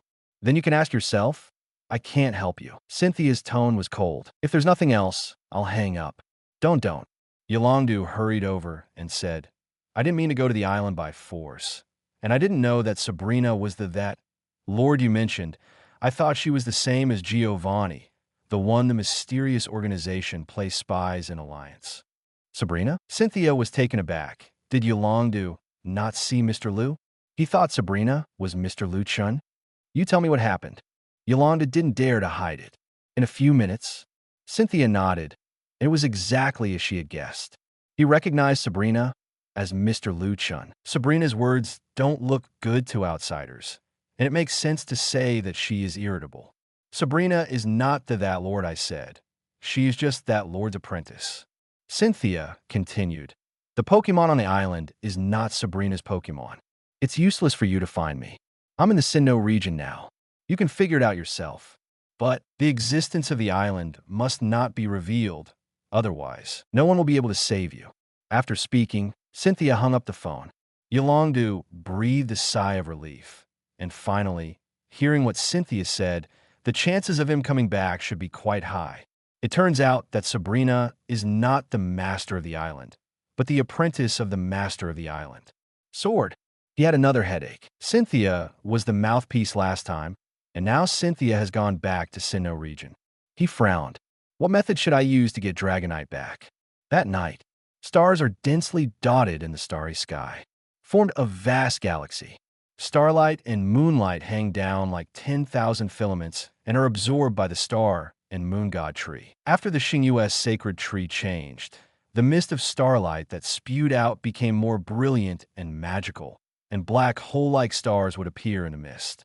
These black hole stars are also devouring the starlight falling down from the starry sky. After swallowing, reaching a certain critical point, the black hole star will explode, producing more starlight mist. Under the star and moon god tree, the Lunala sacred tree is star-studded, and the star moon sacred tree complements each other, and it feels that the speed of its improvement has become faster. Soon, you will be able to break through to the peak of the lower level of the first level beast. The entire meadow next to Xingyue Lake is a piece of Mew under the light of the stars. Meloida's melody tree, stave-like energy branches spread continuously, turning into a big tree in the yard. The beautiful melody echoed melodiously, and Liu Chen was playing the piano. Meloida took the form of a dancer and danced and sang in the air. The stars condensed and shone on it like a spotlight, attracting everyone's attention. All Pokemon are in a happy mood. It's like a normal concert. The soft music style changed accordingly, followed by a cheerful and rhythmic melody. In an instant, it became a disco. The Pokemon sway rhythmically to the magical music. On the grass, next to the dragon, listening to this rhythmic music, Ho-Oh also wanted to twist his body. But no, I have to maintain my majesty in front of my little brother. But really want to twist. Uncomfortable. Ho-Ho. A group of Dragonites on the island heard the music and came to Han-Han alongside under the leadership of the super ancient Dragonites. They twisted together. Han-Han Long saw that Ho-Oh next to him didn't jump and growled at it. "You guys dance so ugly. Let's demonstrate to them quickly." It wasn't that I wanted to dance. It was Han-Han Long who begged me to dance. "Let me show you the dance skills I learned out of boredom during retreat." Ho-Oh twisted up immediately, and the hair oil rhythm was one front and one back, one front and one back. A group of Dragonite wearing sunglasses and a Ho-Oh wearing sunglasses are dancing among the demons. The atmosphere is very cheerful. Alola region, which is far away from Kanto region. Because of the difference in time zones, it is night in the Kanto region, but it is still daytime here. There is an organization in Alola region called Ether Foundation. This is the largest technology organization in the Alola region. This organization conducts various research on Pokemon. But what many people don't know is that it is actually the largest Pokemon research codenamed UB. They're not studying Pokemon of this world at all. Rather, a Pokemon in another world. The names of those weird Pokemon are Ultra Beast, the headquarters of the Ether Foundation, Ether Paradise, a huge experimental space. In the midair of a laboratory, a light hole is slowly shrinking. There are countless white lines attached to it. Study ultra wormhole. Through the glass of the experiment, a golden young woman showed fanaticism and finally succeeded. They successfully opened the research ultra wormhole. At this time, whoosh, a scarlet phantom jumped out from inside, followed by the sound of an explosion. The ear-piercing sirens continued to resound. Less than a second, the crimson phantom jumped back to the ultra wormhole, as if holding something in its hand. Chairman, no, it's not good. The lady was taken away by the ultra beast, a researcher said to a blonde-haired young woman, who is the founder of Ether Foundation, Luzman. Her complexion changed, and she shouted, "Hurry up, hold on, stay the ultra wormhole." But unfortunately, the light hole was constantly shrinking and finally disappeared into the air. App Handsome, then click on the lower right corner. Illustrations, Luzman, study ultra wormhole, chapter 96. The ultimate form of the Luna, Giovanni, is excited. Marshadao comes to his door looking at the ultra wormhole that closed and disappeared in midair. "Reopen it for me." With red eyes, Luzman yelled at the experimenter on the side. "Yes, yes." The experimenter acted quickly and started the experiment machine. There are two collider-like things in the lab. The glass sheets on the collider lit up layer by layer, as if they were charging normal. Grain-like points of light coalesce at the top of the collider. There is a small cluster of lightning flashing in midair. Lei Meng became more and more intense. Immediately, a blue beam of lightning converged, connecting with the colliders on both sides. In an instant, there was a dazzling white on that reflected the entire laboratory. In midair, the space seemed to be distorted. Lasted half a minute. All is at peace, but there was no change in midair. After all, the ultra wormhole didn't open as imagined. Luzman looked ugly and said in a low voice, "Go on. Why are you standing there?" A group of researchers hurriedly restarted the machine again. For a long time, the terrifying particles in midair dissipated again, and it was peaceful. After all, the ultra wormhole did not appear. Why is it still not working? Didn't it succeed just now? Luzman Rage's voice echoed in the laboratory. We are also at the point where we have just started the experiment. I don't know why it was just started. Trash, a bunch of trash. Luzman growled. She looked at the place where the ultra wormhole was opened before. Her eyes were red, and she gritted her teeth as if there was some deep hatred. When her husband was studying the ultra wormhole, he was absorbed into the ultra space behind the ultra wormhole. Haven't been back since. She has been looking for a way to open the ultra wormhole for 480. I finally succeeded today, but I didn't expect the ultimate beast inside to kidnap my daughter. Luzman turned to one of the subordinates behind him and said, "Was the Star Child going?" "The remains of the Star Child have been discovered. At all costs. Open the ruins for me and find the Star Child." Luzman looked at the place where the ultra wormhole disappeared and murmured, "Don't worry, Lily. Mom will rescue you right away." The next day, early morning. Home Island. As the first rays of the sun rise, the sleepy island of smelling salts approaches. After a crazy night, the Pokémon on the grass is still sleeping soundly. Home Island is as peaceful and quiet as ever. Xingyue Lake.